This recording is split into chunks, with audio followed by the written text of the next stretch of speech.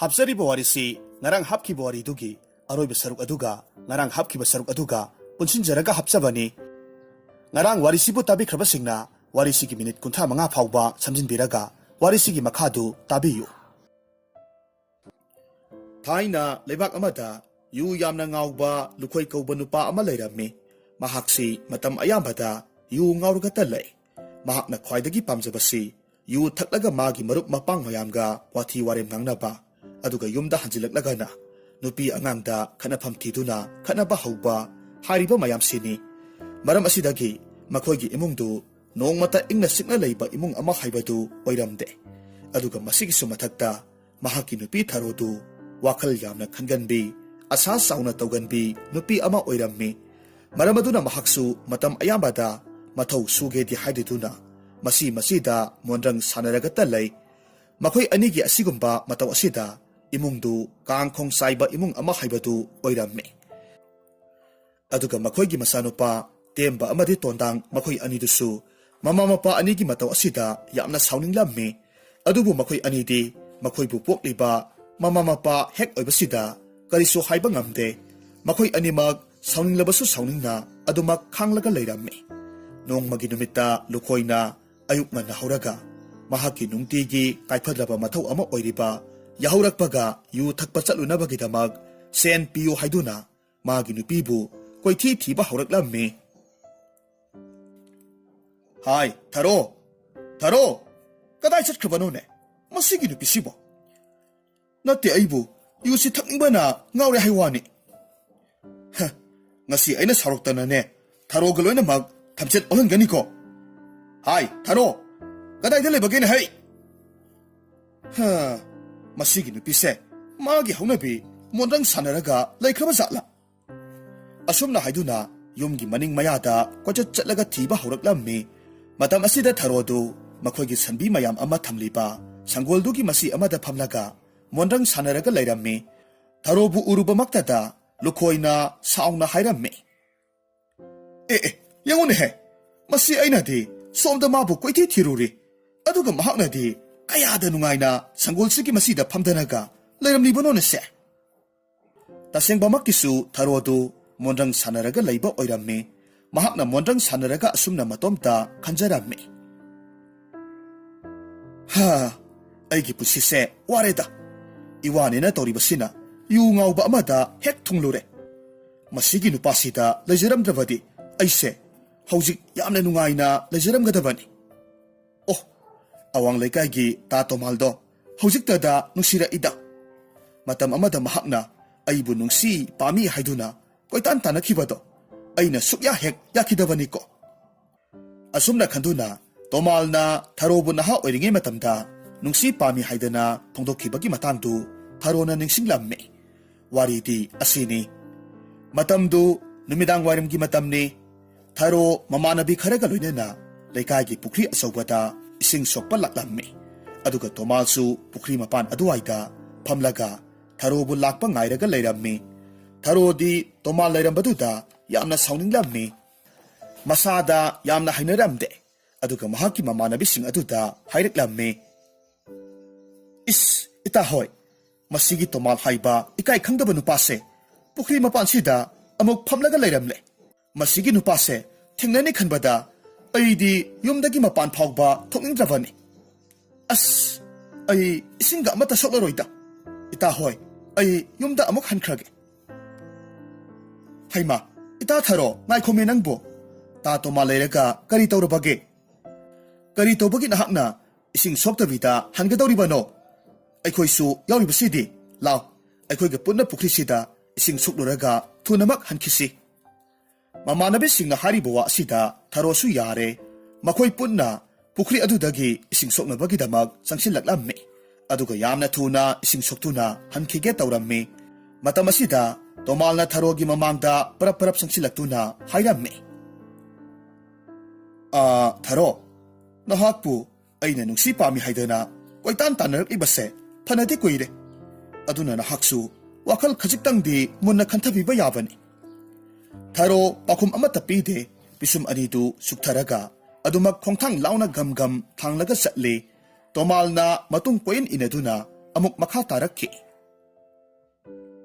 Haima, Tharo, nangbu aina haribasi, karimata tadabro. As, Tatomal, ay di hanasu, ay kangazaba nupa ama layri haidana, haikrabaduni. Masida nahakna, itong koinga inaduna, tauribasibu karino.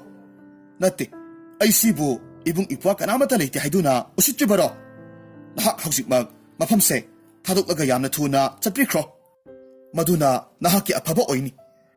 Hausik ayna saudana, laikay miyam tananaba, kuiraw laurabadi, Tatomal su, ikay basopa, soydana mag nangni. Tharo, nahak yamna saura male. Aisu, nahak ka khangnazaba, nusinazaba miyoi ama lay haibadubodi khangi. Adubu karigino khangde. Aigi thamoisina, nahakina tung inaraganu, nahaki wakal kalaganu haibadi sukya yade. Aduna nahaki damak, asuk yamna khanjariba, ayhakpusu nahakna amuktangdi, nungsibiyu kaidobake. Hera, Tatoma, nahaki du ayhaksi, nupini haidana usitriba natro. Asuk amna phajana haireba asida yadrabanina kari torpa ngambage haibado yengu. Asumna haiduna Tharona yamna sauna laikai miyam tananaba koiraw lawba huraklammi. Ho kana leibage laikai sigi ibung ipa hoy.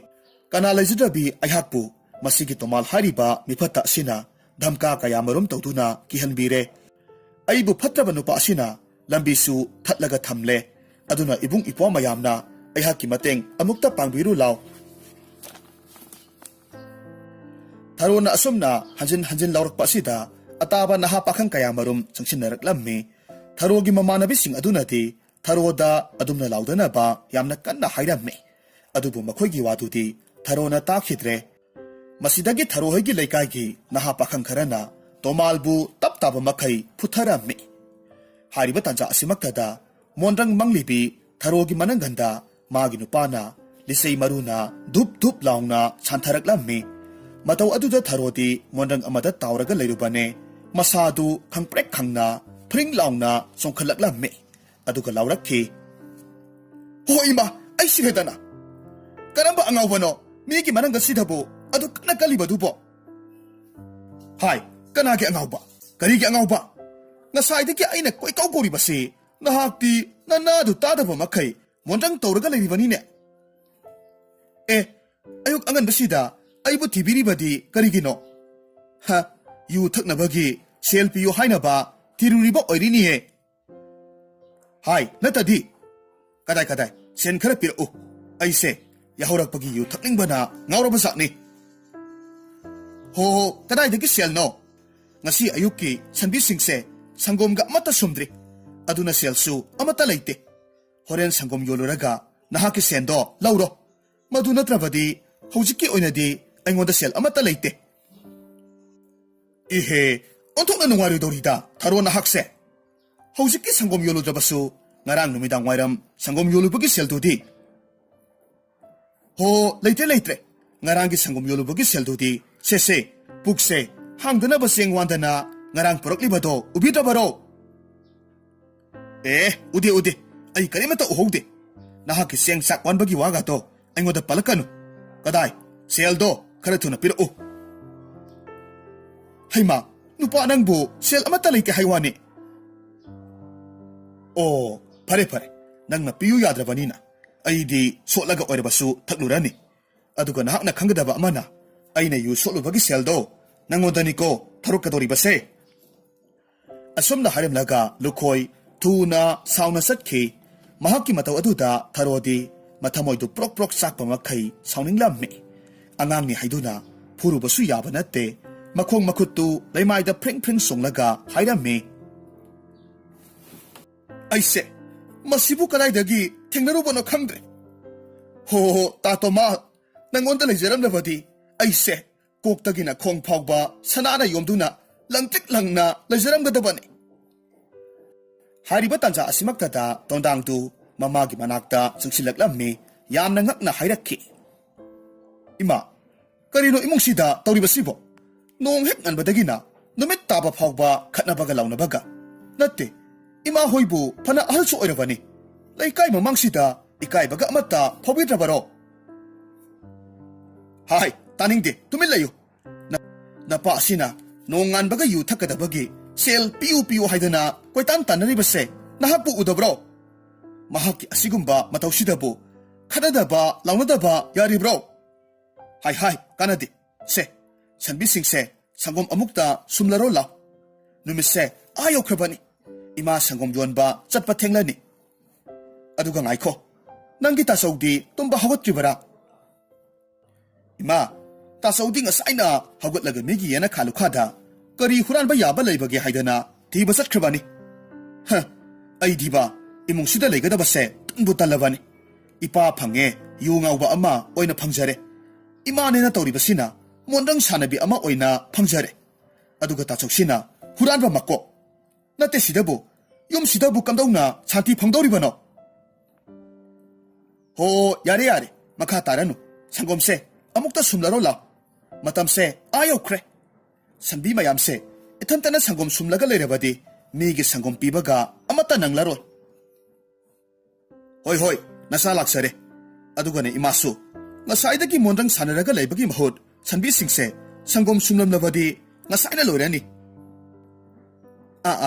isana haiba sumida yarese sangomse amukta sumlo masidagi di tondangsu mamagi mateng pangtuna sanbi mayamdu sangom sumba yauramme asumna ngai hakki matung dagi di sangom sumba loire tharodu sangom chapu asawbadu makukta thangatlaga kaithelda sangom piba satki aduga tondangsu sanbi mayamdugi sanana ba sajik phaluge haiduna makutta thangol amakhak pairaga chatke tawramme hairiba matam asimaktada tondanggi mayamba tembadu nganu laba amakhak segada yaplaga puraklamme aduga manang nupada hairamme hai tondang aikhoigi sak thongkhrabaro taso sak pudi loirebani adu insang di thongdri horen imana kaitheldagi halakpada mana masing khara leirakani madu thonglage haiduna ngairibani adudi tan chare heibo sese nayambana phachakhraba ha lauba nganu ama purakliye masigi nganu se masi hektamak thonglaga sarasi masigi nganu labase aina tin kut yotuna hinglakibase koirabani ne hai ngasidi laina sanba haigadra tan heksana aigi ikhutta tare to taso kadai amuk huralaklibano ai nganu lavato thongbaga ngamlo migi mapuna nganu do koiti thiramlani amukta pithokluso adugane tasoksoni huranbagi thabakse masida toklo haibase sukya yade hai masigi angangsi othokna pangkhreida ko hausikki matamsidadi nakhoi gumba apang chumchat chatpa miyoi singse mi amata oiba ngamdrabani ne aikoi gumba huranba taku darangse masina leibak sigi lusingba mayam ama oiraklibase nakpu udro yare taso gi basando taningdre kadaino nganu do ngonda piro ai nganu sigi mapudo kanano haiba thiraga pithokluge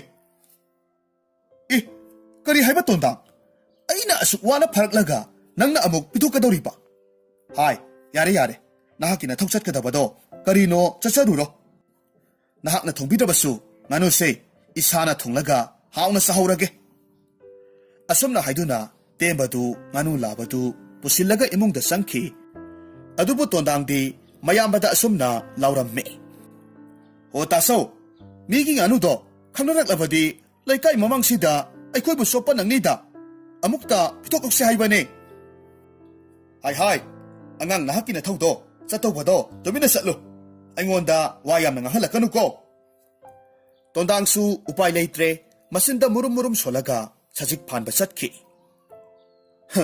fare kaino mina haiba wada laudrabadi hayeng awaba taraklaba kanda natomtani wajagadori base ai haira nahakina teng karimata pangbidoba leite adubu tembadi anudubu ningthina semlaga thongba hauramme hariba matam asimaktada lukhoidusu yu ngauri tawraga mayumda halaklamme mahakna mayumda yoksilakpa matamdadi insang manam nungsiba manam amakhak phaurakhi masidagi mahakna mathamoida khanjai hais insang manam sidi onthoknasu nungsikhreda ko nate tharosibu kaitheldagi ngaga lerakpa satla ngaikho ne he ngasai di mahakpu isau langlaka lehubani aduga hojikna ꯉꯥꯒ ꯊꯣꯡꯂꯝꯂꯤꯕꯁꯤꯕꯨ ꯅꯠꯇꯦ ꯑꯩꯈꯣꯏꯒꯤ ꯃꯔꯤ ꯃꯇꯥꯒ ꯂꯥꯛꯄ ꯖꯥꯠꯂꯅꯦ ꯑꯁꯨꯝꯅ ꯈꯟꯗꯨꯅ ꯃꯥꯡꯒꯣꯜꯒꯤ ꯃꯁꯤ ꯑꯃꯗ ꯐꯝꯂꯒ ꯊꯔꯣꯕꯨ ꯀꯧꯔꯛꯂꯝꯃꯤ ꯍꯥꯏ ꯊꯔꯣ ꯅꯍꯥꯛꯄꯨ ꯇꯥꯔꯤꯕ꯭ꯔꯣ ꯁꯣꯝꯗ ꯑꯃꯨꯛꯇ ꯊꯣꯔꯛꯎꯅꯦ ꯃꯇꯝ ꯑꯁꯤꯃꯛꯇꯗ ꯇꯦꯝꯕꯗꯨ ꯃꯄꯥꯟꯗ ꯊꯣꯔꯛꯂꯝꯃꯤ ꯄꯥꯕꯥ ꯏꯃꯥꯗꯤ ꯀꯩꯊꯦꯜꯗ ꯁꯪꯒꯣꯝ ꯌꯣꯟꯕ ꯆꯠꯈꯤꯕꯗꯒꯤ ꯍꯜꯂꯛꯇ꯭ꯔꯤꯌꯦ ꯑꯦ ꯑꯗꯨꯗꯤ ꯃꯅꯝꯁꯤꯅ ꯑꯁꯨꯛ ꯌꯥꯝꯅ ꯅꯨꯡꯁꯤꯅ ꯏꯟꯁꯥꯡ ꯊꯣꯡꯂꯤꯕꯁꯤꯗꯤ ꯀꯅꯥꯅꯣ ꯍꯥꯏ ꯅꯅꯥꯎ ꯅꯨꯄꯥꯅ ꯊꯣꯡꯂꯤꯕ꯭ꯔꯣ ꯅꯠꯇꯦꯗ ꯄꯥꯕꯥ ꯑꯩꯅ ꯊꯣꯡꯕꯅꯦ ꯍꯥ ꯀꯔꯤ ꯅꯍꯥꯛꯅ ꯊꯣꯡꯕꯅꯤ ꯍꯥꯏꯕ ꯑꯗꯨꯗꯤ ꯉꯥꯏꯈꯣꯅꯦꯍꯦ ꯅꯍꯥꯛꯀꯤ ꯏꯟꯁꯥꯡꯗꯨꯕꯨ ꯀꯔꯤꯅꯣꯅꯦꯍꯦ ꯃꯅꯝꯕꯨ ꯑꯣꯟꯊꯣꯛꯅ ꯅꯨꯡꯁꯤꯈ꯭ꯔꯦ ꯋꯥꯅꯤ ꯄꯥꯕꯥ ꯀꯩꯅꯣꯅꯤ ꯑꯩꯅ ꯉꯥꯅꯨ ꯂꯥꯕ ꯑꯃꯈꯛ ꯍꯨꯔꯥꯜꯂꯛꯄ ꯃꯗꯨꯒꯤ ꯉꯥꯅꯨꯗꯣ ꯅꯆꯥꯅ ꯊꯣꯡꯂꯤꯕꯅꯤ ꯉꯥꯅꯨꯅꯤ ꯍꯥꯏꯕ ꯏꯁ ꯄꯥꯕꯗꯤ ꯉꯥꯅꯨ ꯂꯥꯕ ꯆꯥꯅꯤꯡꯂꯒ ꯂꯩꯔꯝꯂꯤꯕꯅꯤꯅꯦ ꯍꯩ ꯅꯠꯇꯦ ꯅꯍꯥꯛꯇꯤ ꯉꯥꯅꯨꯗꯨꯗꯤ ꯀꯗꯥꯏꯗꯒꯤ ꯍꯨꯔꯥꯜꯂꯛꯂꯤꯕ ꯄꯥꯕꯥ ꯃꯃꯥꯡ ꯂꯩꯀꯥꯏꯒꯤ ꯈꯨꯔꯥ ꯏꯕꯣꯆꯧ ꯍꯣꯏꯗꯒꯤ ꯍꯨꯔꯥꯜꯂꯛꯄꯅꯤ ꯏꯕꯣꯆꯧꯒꯤ ꯉꯥꯅꯨꯗꯨꯗꯤ ꯐꯖꯕꯅꯤ ꯍꯩ ꯑꯗꯨꯗꯤ ꯅꯍꯥꯛꯀꯤ ꯉꯥꯅꯨ ꯊꯣꯡꯕꯗꯣ ꯃꯨꯜꯂꯕꯗꯤ ꯈꯔ ꯀꯣꯊꯣꯔꯛꯎꯗꯅ ꯏꯄꯥ ꯏꯆꯥ ꯃꯍꯥꯎ ꯈꯔ ꯌꯦꯡꯁꯤꯅꯦ ꯍꯣꯏ ꯄꯥꯕꯥ ꯅꯆꯥ ꯂꯧꯊꯣꯛꯆꯔꯛꯀꯦ ꯑꯁꯨꯝꯅ ꯍꯥꯏꯗꯨꯅ ꯇꯦꯝꯕꯅ ꯄꯨꯈꯝ ꯑꯃꯗ ꯉꯥꯅꯨ ꯊꯣꯡꯕꯗꯨ ꯈꯔ ꯀꯣꯊꯣꯛꯂꯒ ꯄꯨꯊꯣꯔꯛꯂꯝꯃꯤ ꯑꯗꯨꯒ ꯃꯄꯥ ꯃꯆꯥ ꯑꯅꯤꯗꯨ ꯍꯔꯥꯎꯅ ꯃꯍꯥꯎ ꯇꯪꯃꯤꯟꯅꯔꯝꯃꯤ ꯃꯁꯤꯗꯒꯤ ꯂꯨꯈꯣꯏꯅ ꯇꯦꯝꯕꯗ ꯑꯃꯨꯛ ꯍꯥꯏꯔꯝꯃꯤ ꯍꯥꯎꯏꯅꯦꯍꯦ ꯅꯪꯒꯤ ꯉꯥꯅꯨ ꯊꯣꯡꯕꯁꯤꯗꯤ ꯇꯁꯦꯡꯅ ꯍꯥꯎꯏꯅꯦꯍꯦ ꯏꯕꯣ ꯄꯥꯕꯥ ꯑꯗꯨꯕꯨꯗꯤ ꯅꯆꯥ ꯇꯦꯝꯕꯅ ꯄꯨꯔꯛꯄ ꯉꯥꯅꯨꯅꯤꯗꯅ ꯃꯁꯤ ꯍꯥꯏꯅꯗꯨꯅ ꯃꯄꯥ ꯃꯆꯥ ꯑꯅꯤꯗꯨ ꯅꯣꯛ ꯅꯣꯛꯇꯨꯅ ꯉꯥꯅꯨ ꯊꯣꯡꯕ ꯆꯥꯃꯤꯟꯅꯔꯝꯃꯤ ꯊꯔꯣꯁꯨ ꯀꯩꯊꯦꯜꯗꯒꯤ ꯁꯪꯒꯣꯝ ꯌꯣꯜꯂꯨꯔꯒ ꯍꯜꯂꯛꯄ ꯃꯇꯝꯗ ꯃꯄꯥ ꯃꯆꯥ ꯑꯅꯤꯅ ꯅꯣꯛꯂꯒ ꯆꯥꯃꯤꯟꯅꯔꯝꯂꯤꯕꯗꯨ ꯎꯔꯝꯃꯤ ꯃꯁꯤꯗꯒꯤ ꯃꯍꯥꯛꯅ ꯍꯥꯏꯔꯝꯃꯤ ꯍꯣ ꯀꯔꯤꯅꯣ ꯅꯄꯥꯅ ꯆꯥꯅ ꯆꯥꯔꯤꯕꯗꯨꯕꯣ ꯍꯩꯃꯥ ꯉꯥꯅꯨ ꯊꯣꯡꯕ ꯑꯣꯏꯔ ꯃꯥꯜꯂꯦꯅꯦ ꯅꯈꯣꯏ ꯑꯅꯤꯗꯤ ꯀꯗꯥꯏꯗꯒꯤ ꯉꯥꯅꯨ ꯊꯣꯡꯂꯒ ꯆꯥꯔꯤꯕ ꯍꯥꯏ ꯊꯔꯣ ꯅꯆꯥ ꯅꯨꯄꯥ ꯇꯦꯝꯕꯁꯦ ꯃꯄꯥ ꯑꯩꯒꯤ ꯏꯆꯥꯅꯤ ꯍꯥꯏꯕꯗ ꯆꯞ ꯆꯥꯏꯅꯍꯦ ꯃꯃꯥꯡ ꯂꯩꯀꯥꯏꯒꯤ ꯏꯕꯣꯆꯧꯕꯒꯤ ꯉꯥꯅꯨ ꯂꯥꯕꯗꯣ ꯅꯆꯥ ꯅꯨꯄꯥꯅ ꯍꯨꯔꯥꯜꯂꯒ ꯄꯨꯔꯛꯂꯦ ꯑꯗꯨꯒ ꯊꯣꯡꯂꯒ ꯆꯥꯔꯝꯂꯤꯕ ꯑꯁꯤꯅꯤ ꯍꯩꯃꯥ ꯃꯤꯒꯤ ꯉꯥꯅꯨꯗꯨ ꯍꯨꯔꯥꯜꯂꯛꯂꯦ ꯍꯥꯏꯔꯕꯗꯤ ꯃꯆꯥꯁꯤ ꯆꯩ ꯉꯥꯡꯗꯅ ꯇꯧꯒꯦꯗꯤ ꯍꯥꯏꯗꯗꯨꯅ ꯌꯥꯝꯅ ꯍꯔꯥꯎꯅꯔꯒ ꯆꯥꯃꯤꯟꯅꯔꯒ ꯂꯩꯔꯝꯃꯤ ꯋꯥꯅꯤ ꯍꯥꯏ ꯇꯦꯝꯕꯥ ꯅꯍꯥꯛꯇꯤ ꯀꯔꯤꯒꯤ ꯃꯤꯒꯤ ꯉꯥꯅꯨꯗꯨ ꯍꯨꯔꯥꯜꯂꯨꯔꯤꯕꯅꯣ ꯅꯠꯇꯦ ꯅꯍꯥꯛꯄꯨ ꯃꯄꯨꯗꯨꯅ ꯈꯪꯂꯛꯂꯕꯗꯤ ꯐꯨꯕꯤꯗꯅ ꯂꯣꯏꯔꯅꯤ ꯍꯥꯏꯕꯅꯦꯃꯤ ꯍꯣ ꯏꯃꯥ ꯑꯩꯁꯦ ꯑꯄꯪꯕ ꯅꯠꯇꯤꯌꯦ ꯃꯤꯅ ꯈꯪꯅꯕ ꯃꯑꯣꯡꯗ ꯍꯨꯔꯥꯟꯒꯗ꯭ꯔꯣ ꯑꯩꯅ ꯍꯨꯔꯥꯜꯂꯛꯂꯤꯕꯁꯦ ꯇꯁꯦꯡꯅ ꯀꯅꯥꯃꯠꯇꯅ ꯈꯪꯂꯔꯣꯏꯗꯕ ꯃꯑꯣꯡꯗ ꯍꯨꯔꯥꯜꯂꯛꯂꯤꯕꯅꯤ ꯏꯁ ꯑꯩꯗꯤ ꯄꯦꯜꯂꯕꯅꯤꯀꯣ ꯅꯈꯣꯏꯒꯤ ꯅꯄꯥꯅꯆꯥꯒ ꯍꯤꯡꯃꯤꯟꯅꯒꯗꯕꯁꯦ ꯑꯃꯗ ꯉꯥꯡꯉꯤ ꯇꯥꯗꯦ ꯑꯃꯗ ꯍꯥꯏꯔꯨꯏ ꯏꯋꯥ ꯂꯧꯕꯤꯗꯦ ꯑꯩꯍꯥꯛꯇꯤ ꯋꯥꯒ ꯑꯃꯠꯇ ꯉꯥꯡꯖꯔꯔꯣꯏ ꯅꯈꯣꯏ ꯅꯄꯥꯅꯆꯥ ꯐꯗꯧꯕ ꯃꯑꯣꯡꯗ ꯄꯥꯜꯍꯧꯔꯣ ꯑꯁꯨꯝꯅ ꯍꯥꯏꯔꯒ ꯏꯃꯨꯡ ꯆꯪꯈ꯭ꯔꯦ ꯃꯊꯪꯒꯤ ꯅꯨꯃꯤꯠꯅꯤ ꯊꯔꯣꯗꯨ ꯃꯈꯣꯏꯒꯤ ꯁꯪꯒꯣꯜꯗ ꯁꯟꯕꯤ ꯃꯌꯥꯝꯗꯨꯒꯤ ꯁꯦꯕꯥ ꯇꯧꯔꯒ ꯂꯩꯔꯝꯃꯤ ꯃꯇꯝ ꯑꯁꯤꯃꯛꯇꯗ ꯃꯈꯣꯏꯒꯤ ꯊꯪꯅꯕ ꯂꯩꯀꯥꯏꯗꯒꯤ ꯁꯨꯕꯣꯟ ꯀꯧꯕ ꯅꯍꯥ ꯑꯃꯈꯛ ꯂꯥꯛꯇꯨꯅ ꯊꯔꯣꯗ ꯍꯥꯏꯔꯝꯃꯤ ꯏꯅꯦ ꯊꯔꯣ ꯏꯅꯦ ꯂꯩꯔꯝꯕ ꯌꯥꯝꯅ ꯐꯔꯦꯗ ꯑꯩ ꯏꯅꯦꯒ ꯑꯔꯨꯕ ꯋꯥ ꯑꯃꯠꯇ ꯁꯥꯟꯅꯖꯒꯦ ꯍꯥꯏꯗꯅ ꯂꯥꯛꯂꯤꯕꯅꯦ ꯏꯕꯨꯡꯉꯣ ꯅꯍꯥꯛ ꯂꯥꯛꯂꯤꯕꯣꯏꯔꯦ ꯂꯥꯛꯑꯣ ꯁꯣꯝꯗ ꯃꯥꯡꯒꯣꯟꯗ ꯑꯣꯏꯅ ꯀꯥꯈꯠꯂꯛꯎ ꯑꯁꯨꯝꯅ ꯍꯥꯏꯗꯨꯅ ꯃꯣꯔꯥ ꯄꯤꯔꯒ ꯐꯝꯍꯜꯂꯤ ꯑꯗꯨꯒ ꯑꯃꯨꯛ ꯃꯈꯥ ꯇꯥꯅ ꯍꯪꯂꯝꯃꯤ ꯏꯕꯨꯡꯉꯣ ꯀꯔꯤ ꯑꯔꯨꯕ ꯋꯥꯔꯤꯅꯣꯅꯦ ꯅꯍꯥꯛꯅ ꯁꯥꯟꯅꯗꯕ ꯌꯥꯗꯦ ꯍꯥꯏꯔꯤꯕꯁꯤꯕꯣ ꯏꯅꯦ ꯅꯈꯣꯏꯒꯤ ꯁꯪꯒꯣꯝꯁꯦ ꯃꯤꯌꯥꯝꯅ ꯍꯥꯏꯅꯕꯗ ꯂꯩꯀꯥꯏꯁꯤꯗꯗꯤ ꯈ꯭ꯋꯥꯏꯗꯒꯤ ꯐꯕ ꯁꯪꯒꯣꯝꯅꯤ ꯍꯥꯏꯅꯩꯌꯦ ꯑꯗꯨꯒ ꯑꯇꯩ ꯑꯇꯣꯞꯄ ꯃꯤꯁꯤꯡꯒꯤ ꯁꯪꯒꯣꯝ ꯑꯁꯤꯗꯤ ꯏꯁꯤꯡꯁꯨ ꯃꯌꯥꯝ ꯑꯃ ꯌꯥꯜꯂꯤ ꯃꯍꯤ ꯆꯔꯥꯡꯉꯗꯅ ꯌꯥꯝꯅ ꯍꯥꯎꯇꯦ ꯍꯥꯏꯖꯔꯤꯕ ꯑꯗꯨꯅ ꯏꯅꯦ ꯅꯈꯣꯏꯒꯤ ꯁꯪꯒꯣꯝ ꯃꯌꯥꯝꯗꯣ ꯍꯌꯦꯡꯒꯤ ꯅꯨꯃꯤꯠ ꯑꯁꯤꯗꯗꯤ ꯑꯩ ꯂꯣꯏꯅꯃꯛ ꯂꯧꯖꯔꯒꯦ ꯍꯥꯏꯗꯅ ꯍꯥꯏꯕ ꯂꯥꯛꯆꯔꯤꯕꯅꯦ ꯍꯣꯏ ꯂꯧꯕꯕꯨꯗꯤ ꯂꯧꯅꯦ ꯑꯗꯨꯕꯨ ꯅꯍꯥꯛꯇꯤ ꯑꯗꯨꯛ ꯌꯥꯝꯕ ꯁꯪꯒꯣꯝꯗꯨꯗꯤ ꯀꯔꯤꯗ ꯁꯤꯖꯤꯟꯅꯒꯗꯧꯔꯤꯕꯅꯣ